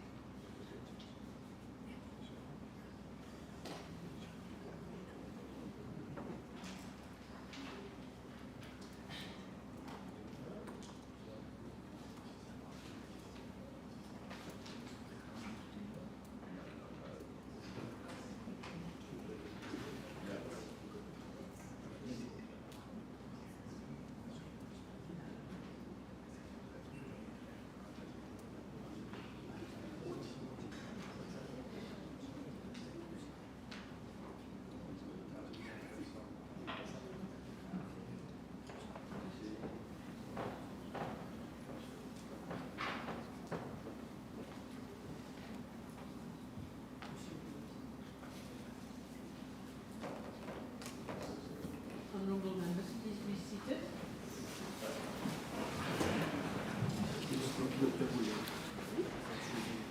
Yes, Dr. Boulel. Thank you very much, Madam Speaker. With your permission, I move the Vallée de Sterling Endemic Garden Foundation Repeal Bill number 7 of 2007 be read the first time. Yes. The motion needs to be seconded. Thank you. Madam Speaker, I move the Repeal Bill number 7 of 2007 be read a second time. The findings of the Office of Public Sector Governance are revealing. No responsible government can be indifferent to mismanagement. A technical committee was set up at the level of the ministry to assess all the financial implications and logistical means. It reached the conclusion that the best course of action is to transfer all activities of the Vallée de Sturlog Endemic Garden Foundation to the National Park Conservation Service. Consequently, the native terrestrial biodiversity and national park will be amended. Madam Speaker, I was Minister of Agro-Industry when I moved this bill in 2007. It is a body corporate and covers an area of 275 hectares of pristine forest comprising of endangered and indigenous plant species, an amazing garden with its rich flora and fauna. The management and administration of the garden should have been paramount. The Vallée de Sturlog is a site where pink pigeons are displayed, and it will eventually become a release site for these birds. Beautiful parakeets fly over. The valley of beautiful birds indeed. The pink pigeon was brought from near extinction by Carl Jones, an ornithologist of world repute. It is a heaven and gateway to birders' paradise. It was Prime Minister Dr. Ramgoolam, and he was right to save another valley, that is the Valley de Fernie. Blessings indeed, otherwise a motorway would have cut across it. President Macron, his official visit, will plant the traditional tree at Sir Siusaga Ramgoolam Botanical Garden and will make the most of cultural heritage of the garden to consolidate the strong bond between our small island developing state, ocean state, and the Republic of France. Some will call it garden diplomacy. Madam Speaker, the newly appointed High Commissioner to London, a keen botanist and scientific, will re-establish contact between Royal Botanic Kew Garden, like-minded research centre, and the Vallée de Sturlog Endemic Garden. Our best endeavour is to save endemic species. Training of staff and setting up of seed bank are vital. The valley is an attractive place, much sought after by natural lovers. The garden was centre for research, development, innovation, of learning for school children, and a randonnée for the wider public. A garden with a window to a majestic valley of great and exquisite beauty, wetlands, rivers, canals, cascades, glens, with amazing flora and fauna, making the young excited about something fundamental, primitive, and contact with nature. This is the place where you put the damn phone down. The foundation was financed initially by funding from the National Park Conservation Fund. Financing would have been self-financing would have been inevitable if it had been properly managed. Much hope was pinned on the board, comprising of 10 members. All the hopes and expectations were dashed as from 2015. Matters deteriorated at an incredible pace since 2016. The director wielded power with the ruthlessness unfit of a manager. It's a curse, and management has been abysmal, absolutely shocking. He's on a permanent and pensionable establishment of the foundation. Does he legitimately deserve any entitlement? Guilty of negligence and crime against nature, unbelievable and unbeatable unscrupulousness. Sometimes what is legal is not always legitimate. The then government acted irresponsibly and allowed descent into chaos. Management was topsy-turvy. Over the recent years, the foundation formulated three strategic plans, 2020-2022, 21-2026, 2022-2027, merely an eyewash. No action plan was prepared for implementation. The director ruled with an iron fist, full of himself, and waged a psychological warfare to undermine management instill fear and morale of staff side. Vacant, unfunded posts of key positions such as technical manager, scientific manager, administrative manager, and a human resource manager, these posts were never filled. The 33 workers of the Foundation are protected under the Workers' Rights Act of 2019. 28 out of the 33 are employed on a permanent and pensionable establishment of the Foundation, including the director. 5 persons are employed on a temporary basis. They will, all except the director, be transferred to the National Park and Conservation Service on a permanent and pensionable establishment. Section 4.7 of the Savings and Transitional Provisions Clause of the bill make provision for the termination of his appointment upon commencement of the Foundation Bill Repeal Act. He will be paid his pension benefits, if any, in accordance with such pension schemes as may be applicable to him. The guy must go. As to procurement exercise, the Office of the Public Sector Governance had this to say. During the last procurement exercise held in April 2023, the APSO had issued tender documents to a supplier who was debarred by the Public Procurement Office from participating in public procurement from August 2021 to August 2024 for misconduct relating to submission of a bid, a case of no return, but aided and abetted by the indifference of an irresponsible regime. The inertia of the regime of Pravin Jagannath was a trademark, except when it had to put the hands in the tills and pockets of taxpayers. The decadent regime waited on the stroke of midnight to enlist the services of the Office of Public Sector Governance to conduct a thorough inquiry into the management of the Vallée de Stellog Endemic Garden Foundation. The findings of the report was submitted on the 16th October 2023, and the word poor featured prominently in the report.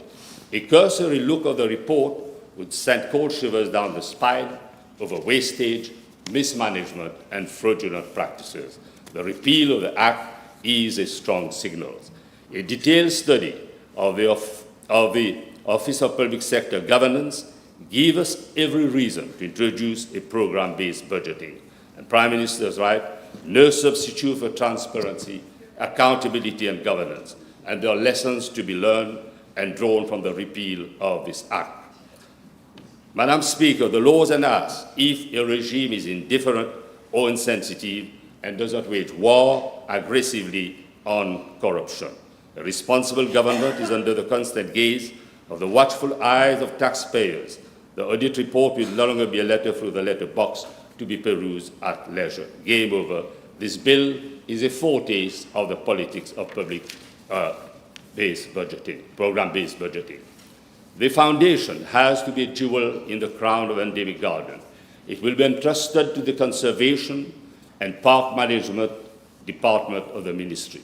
The Director of the Conservator has an obligation to restore this prized garden to its pristine environment.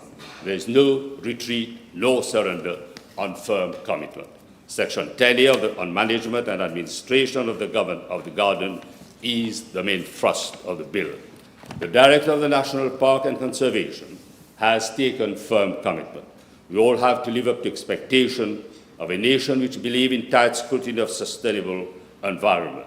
I have impressed upon the directors of the National Park and Conservation Service and Forestry not to look back but to draw lessons, to level up, and this is an opportunity which is knocking to revamp this centre, making it into a centre of repute. An endemic garden with a seed bank is as good as gold, and a joy for all, from scientific world to the mere mortal seeking solace from Mother Nature. It can be a potential for biodiversity carbon credit. With these words, Madam Speaker, I commend the bill to the House. It again needs to be seconded. Thank you. Mr. Bagwan. Merci, Madame la Présidente. Madame la Présidente, aujourd'hui, cet après-midi, nous débattons d'un texte de loi qu'on peut qualifier de fort symbolique par rapport à notre responsabilité intergénérationnelle. Madame la vice-présidente, un acte fort, concret et symbolique. Madame la présidente, que lèguerons-nous à nos arrière-petits-enfants? Un grouillant centre financier et touristique, d'importantes réserves dans une grande banque internationale? Non, Madame la Présidente. Notre responsabilité envers les futures générations va bien au-delà de là. Nous devons laisser à nos enfants une planète qui leur permettrait tout au moins de bénéficier des mêmes conditions de vie que nous avions connues. Le contraire serait injuste, égoïste et à court-termiste. Madame la Présidente, nous voulons, à travers ces amendements, préparer le terrain pour quelque chose de plus grand, de plus fondamental, la reconnaissance du droit de la nature dans notre Constitution. C'est un changement de cap. Il ne s'agit plus de nettoyer ce qu'on salit, ce qui est élémentaire. Il ne s'agit pas seulement de protéger l'environnement, mais d'apprendre à respecter toutes les formes de vie se trouvant sur notre planète, les droits de la nature. Madame la Présidente, une vision forte et courageuse d'un gouvernement qui agit, un gouvernement du changement. Situé loin d'eau bleue, la vallée d'Austerlog est l'un des derniers sanctuaires de biodiversité encore préservés de notre île. La vallée d'Austerlog abrite une flore et une faune endémiques rares, avec au moins 67 espèces de plantes déjà identifiées. Parmi la grande diversité de plantes, certains portent des noms créoles malgré imagés, tels que bois cassan, takamaka, bois corail, bois bouquet banané, langue de vache, bois de natte ou encore de bois margose.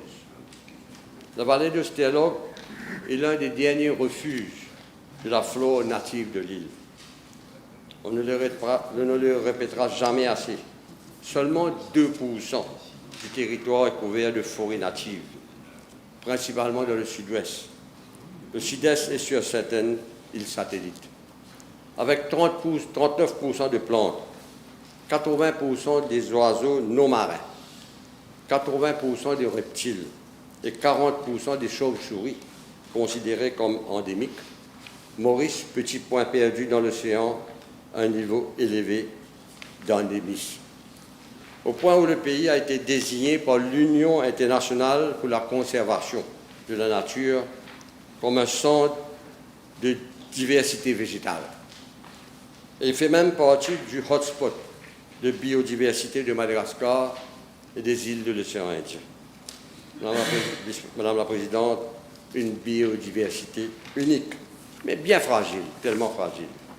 Actuellement, 89% de la flore endémique mauricienne est considérée comme menacée.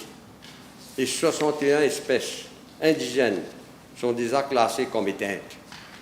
Le perroquet à large bec et 2 espèces de tortues géantes, comme on le dit dans le jargon, Asded azedodo. L'obsédant, bien sûr, le fait que la science travaille à faire renaître le dodo. Concernant les espèces végétales endémiques, 141 sont en danger critique. De nombreux efforts sont en cours, mais les défis restent énormes. La stratégie nationale pour la biodiversité a défini 5 objectifs stratégiques, dont l'établissement d'un réseau représentatif et viable des zones protégées.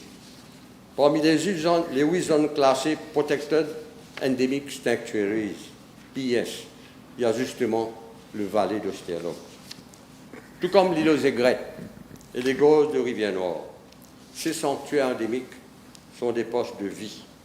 Ils abritent ce qu'il nous reste de biodiversité originelle. Ils sont les derniers bastions de forêts natives, le refuge des plantes et animaux endémiques, les poumons verts de notre avenir. Madame la Présidente, tout comme la protection, la conservation et la gestion des zones environnementales sensibles sont d'importance capitale pour le fonctionnement naturel de ces lieux et la viabilité du développement socio-économique du pays.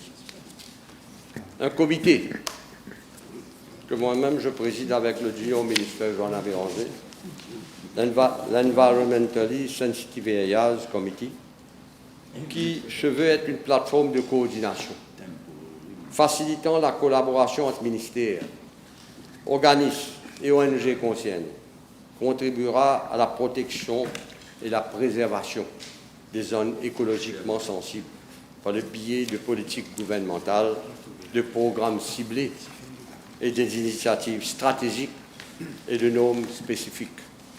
Le but, Madame la Présidente, est de préserver leurs intégrité et de maintenir leur fonction écologique. Les disparités relevées dans les études précédentes portant sur 3 zones écologiquement sensibles, à savoir les marais côtiers, les zones humides d'altitude et les mangroves, font actuellement l'objet d'un travail de révision confié à un cabinet de consultants pour une durée de 6 mois.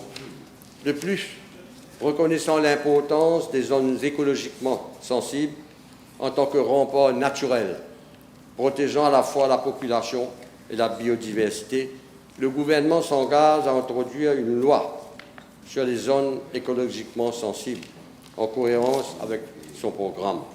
Cette loi servira de socle à un développement véritablement durable. À ce sujet, des consultations pour la révision de l'ébauche de l'ISB ont déjà démarré.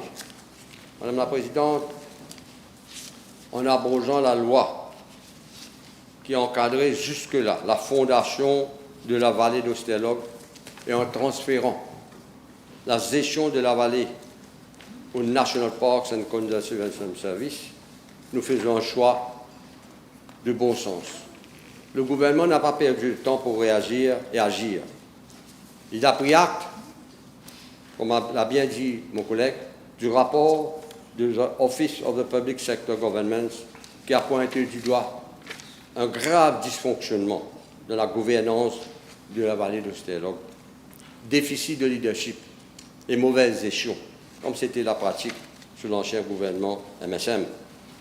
Un constat qui ne pouvait être ignoré. Le NPCS est l'entité publique dédiée à la gestion de nos parcs nationaux. Son mandat par rapport à la biodiversité terrestre est clair: protéger, restaurer et sensibiliser. Il est donc tout à fait logique que l'administration de la vallée d'Austerlog passe sous la loupe du National Parks and Conservation Service. Cependant, Madame la Présidente, ne nous voilons pas la face. La protection de la biodiversité n'est pas l'affaire d'une NPCS et celle du ministère de l'Environnement. Elle est à la fois la responsabilité environnementale et un enjeu économique et social majeur pour le pays, signifiant que tous, autorités nationales comme régionales et citoyens surtout, doivent se sentir concernés. 5 facteurs majeurs influent sur la biodiversité biologique. La conservation de milieux naturels en milieu artificiel est la cause principale de la destruction et du morcellement des écosystèmes. Les pollutions de l'air, du sol, de l'eau, mais aussi lumineuses et sonores, affectent tous les aspects de l'environnement. Par exemple, le plastique pollue les milieux et touche tous les organismes qui le peuplent. La surexploitation des ressources compromet gravement le fonctionnement des écosystèmes et leur renouvellement. Le changement climatique influe sur les cycles de vie de l'ensemble des êtres vivants. Il impacte également la répartition géographique des espèces dans la chaîne alimentaire. Les écosystèmes sont d'excellents thermomètres et des effets du changement climatique. Et leur gestion doit prendre en compte les évolutions constatées. L'introduction volontaire ou involontaire par l'homme l'homme d'espèces exotiques envahissantes, III, impactent tous les milieux et les territoires. Nos forêts, nos rivières, nos oiseaux, nos plantes endémiques auront droit à l'existence et la régénération et à la protection. Et la vallée d'Austerlog, avec ses 275 hectares de biodiversité, jouera un rôle essentiel dans cette transition. Le nouveau cadre permettra la valorisation de la recherche scientifique, tant disparue, la formation des jeunes à l'écologie mauricienne, l'accueil du public dans le respect du vivant, la restauration des espèces menacées. Ce sanctuaire, que j'invite beaucoup parmi mes collègues d'aller visiter, deviendra un lieu de reconnexion, d'identité, où chacun pourra sentir qu'il fait partie de cette île, de cette nature et de ce tout fragile mais magnifique. Et j'inviterai mon collègue à organiser une visite pour les membres du Parlement avec vous à la tête. Très bonne idée. Madame la Présidente, protéger la nature, c'est penser l'avenir autrement. C'est défendre une autre idée de progrès fondée sur la justice écologique, la solidarité intergénérationnelle, la responsabilité collective. Vivre en harmonie avec la nature pour une meilleure santé et une meilleure qualité de vie. À travers les parcours de santé comme le yoga que j'avais moi-même initié en quelques années de cela, une vingtaine d'années de cela. Avec le ministère de l'Environnement, nous sommes en train de réhabiliter en ce moment. Je suis sûr que les amis de la circonscription de Mauritius seront partie prenante de cette réhabilitation. Nous voulons maintenir ce lien avec la nature et faire de la biophilie une passion de nos concitoyens. Alors aujourd'hui, Madame la Présidente, et je demande à mes collègues de voter ce texte de loi avec conviction, parce qu'il porte en lui plus qu'une réforme. Il porte une vision, une cohérence et une espérance, celle d'un pays qui prend soin de son vivant, celle d'un gouvernement qui agit, et celle d'une nation qui choisit la voie de la responsabilité, du respect, de l'avenir et de la nature. Je vous remercie. Merci. Yes, Honourable Ms. Tani. Yes. Thank you, Madam Speaker. We ecologists welcome this bill. We are very happy, which is a very rare phenomenon. While we await the inclusion of the rights of nature in our Constitution and the environmentally sensitive area bill, we applaud the government's commitment to protect the Valley of Austerlog, a prime sanctuary indeed for our endangered endemic species.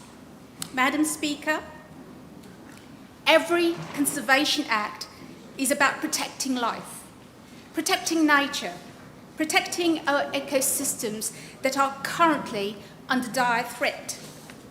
We live now in the era of the Anthropocene, as we mention again and again. What is the Anthropocene?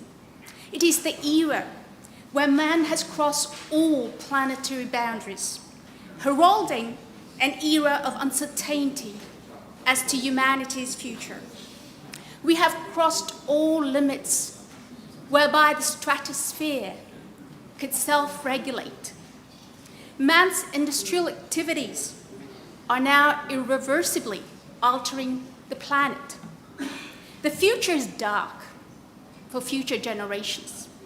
We are currently experiencing the sixth mass extinction, the ecocentric future we need.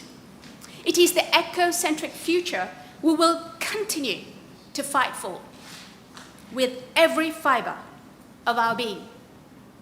A responsible state, an ecologically conscious state, ready to invest in our ESAs, our environmentally sensitive areas, will pave the way for a whole nation to become custodians of nature.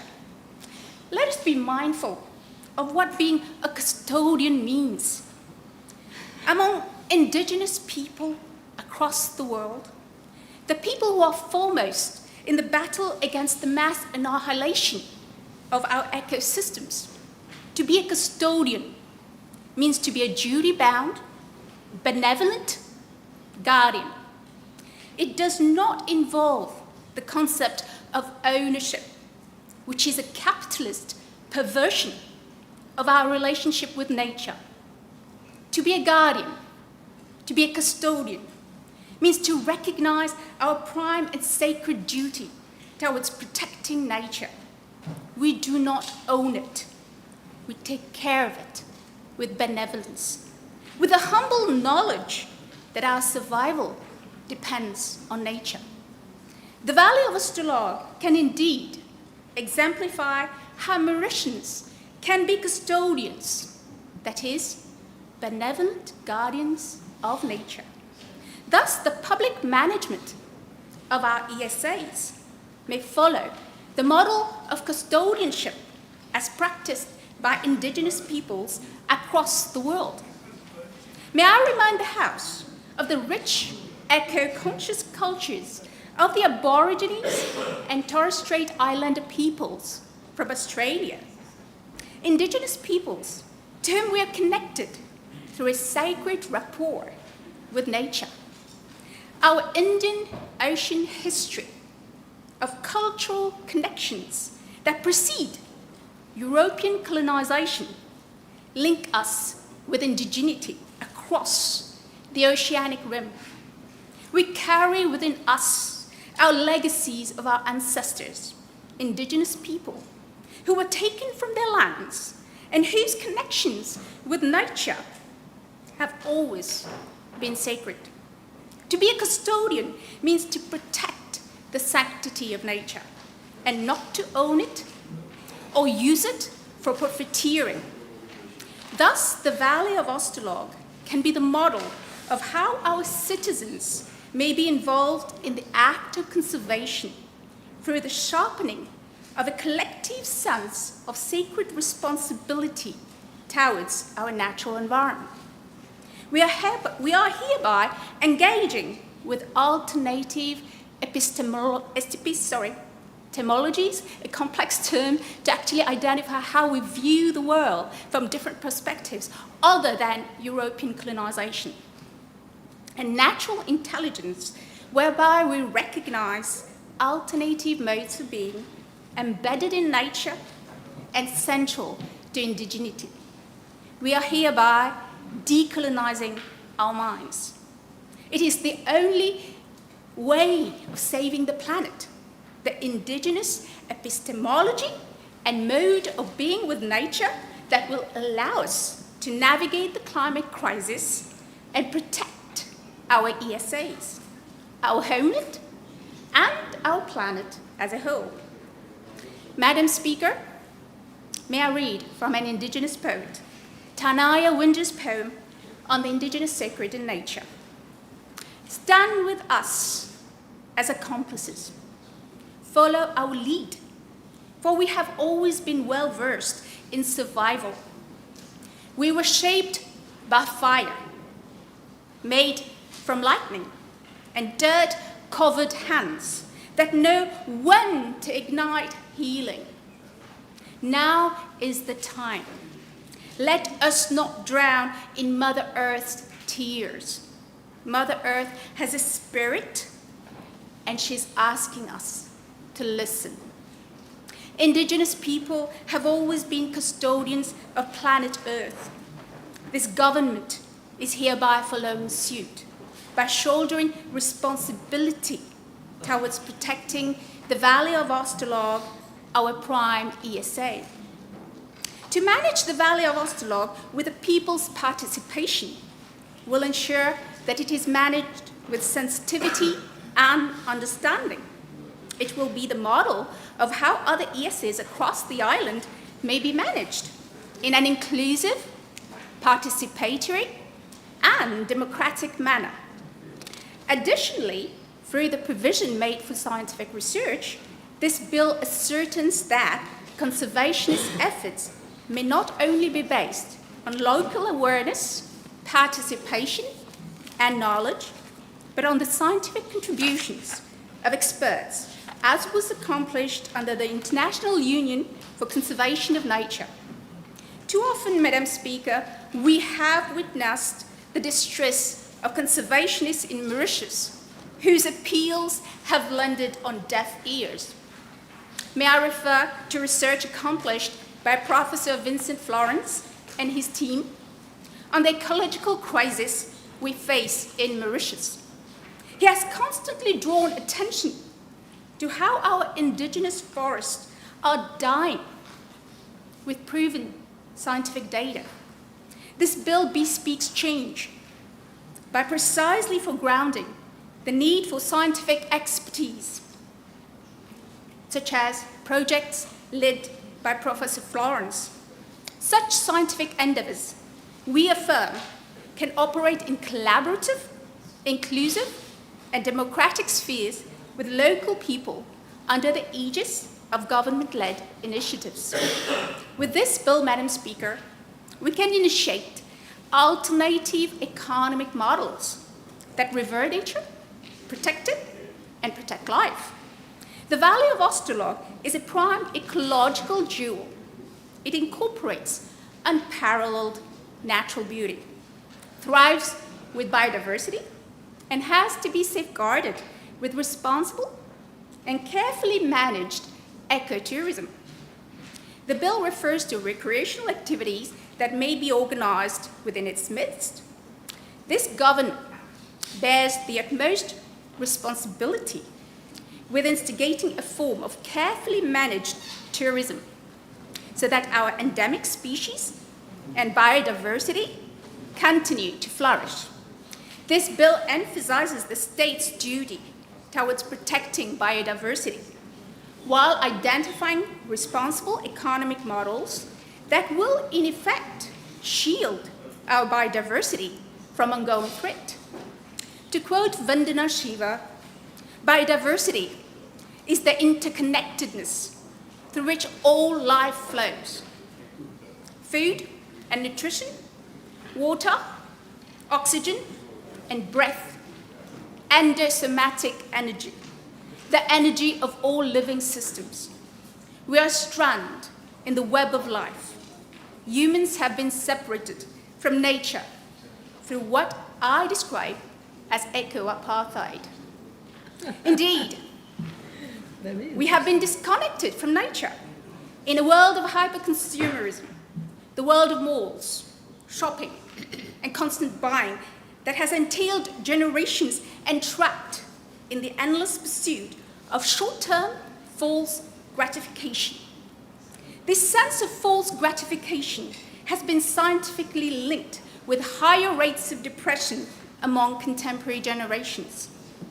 The Valley of Austerlog, a jewel to be protected by the state, by the people, for the people, with the people, will be the example of how we can disconnect from the mindless realm of consumption to a sphere focused on human well-being, to reconnect with nature, to protect it, and build alternative economic models centered on well-being of both humans and nature.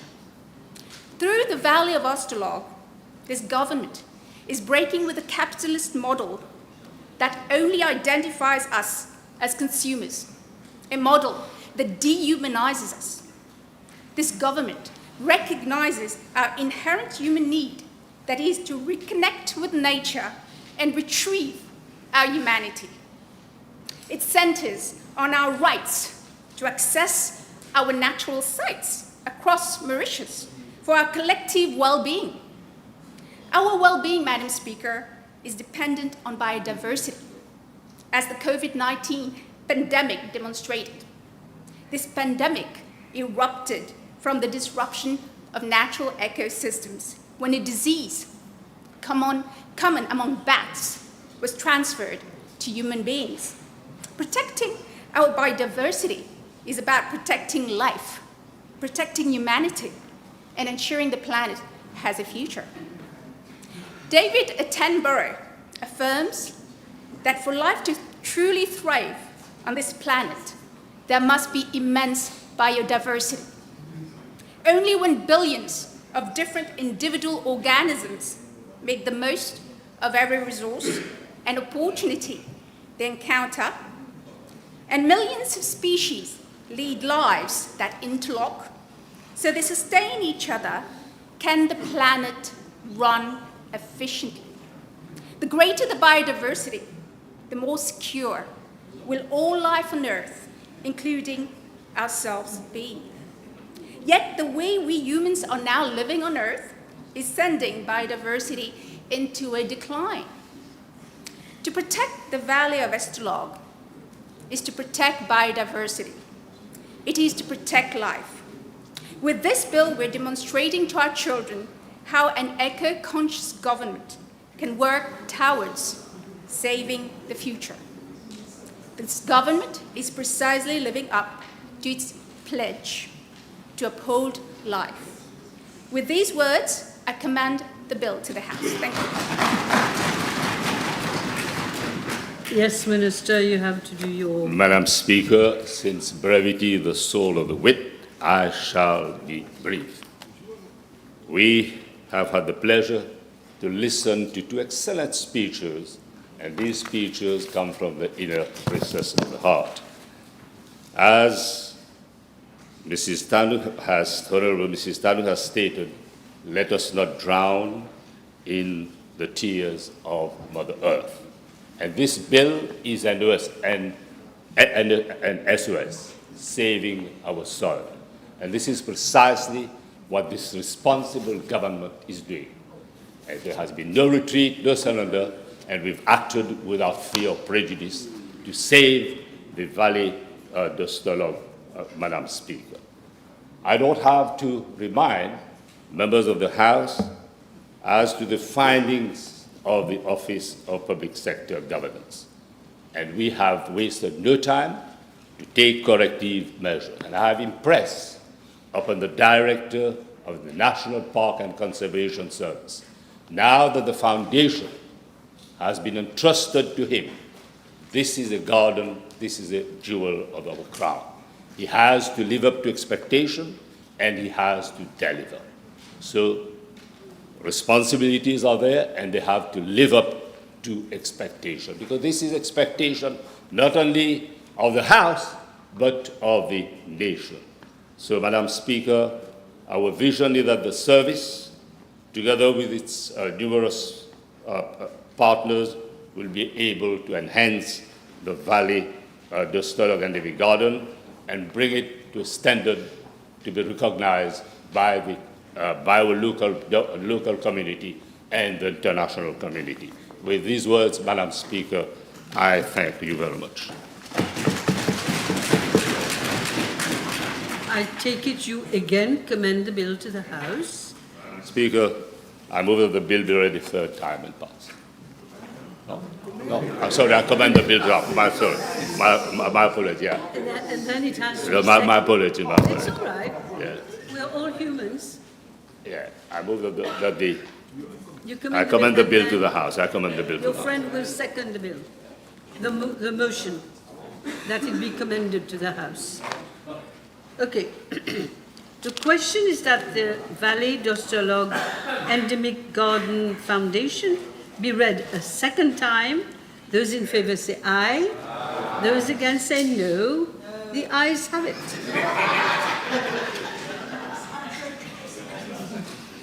Public Bill Committee stage. Yes.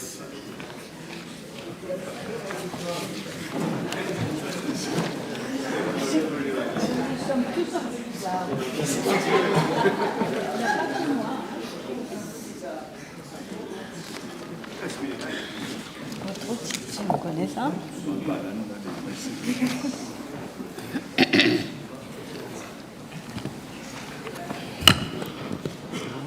Oui, oui, oui, c'est bon, committee stage. Clause 1, short title. Clause 2, repeal. Clause 3, consequential amendments. Clause 4, savings and transitional provisions. The question is that clauses 1 to 4 stand part of the bill. Those in favour say aye, those against say no. The ayes have it. Title and enacting clause. Question is that the title and enacting clause stand part of the bill. Those in favour say aye, those against say no. The ayes have it. Now I put the final question is that I do report to the House that the Vallée d'Australog Endemic Garden Foundation Repeal Bill number 7 of 2025 has passed the committee stage without amendment. Those in favour say aye, those against say no. The ayes have it. Okay, I have to resume my seat.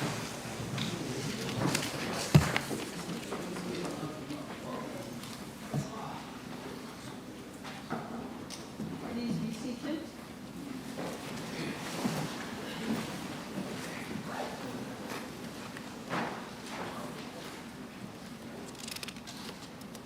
Honourable members, I have to report to the House that the Vallée d'Australog Endemic Garden Foundation Repeal Bill number 7 of 2035 has passed the committee stage without amendments.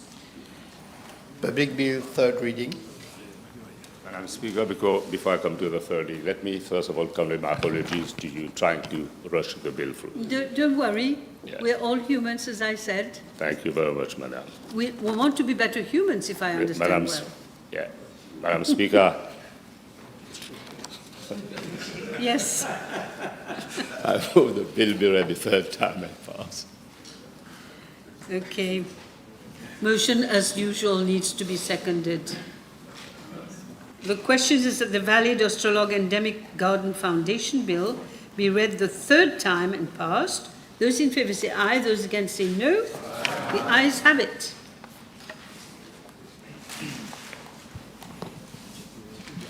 Yes. Prime Minister, adjournment? Yes, Madam Speaker, I beg to move for the adjournment of the House to Tuesday, the 15th of April at 11:30 a.m. Thank you. The House stands adjourned. I have someone who has an adjournment matter. Yes, Madam go the ahead. Speaker, allow me, with your permission, to raise a matter of urgent public importance addressed to the Honourable Minister of Agro-Industry, Food Security, Blue Economy and Fisheries with regards to the delay in disbursing subsidies for the replantation of potato to the potato growers. Can the Honourable Minister do the needful to expedite matters to address this concern?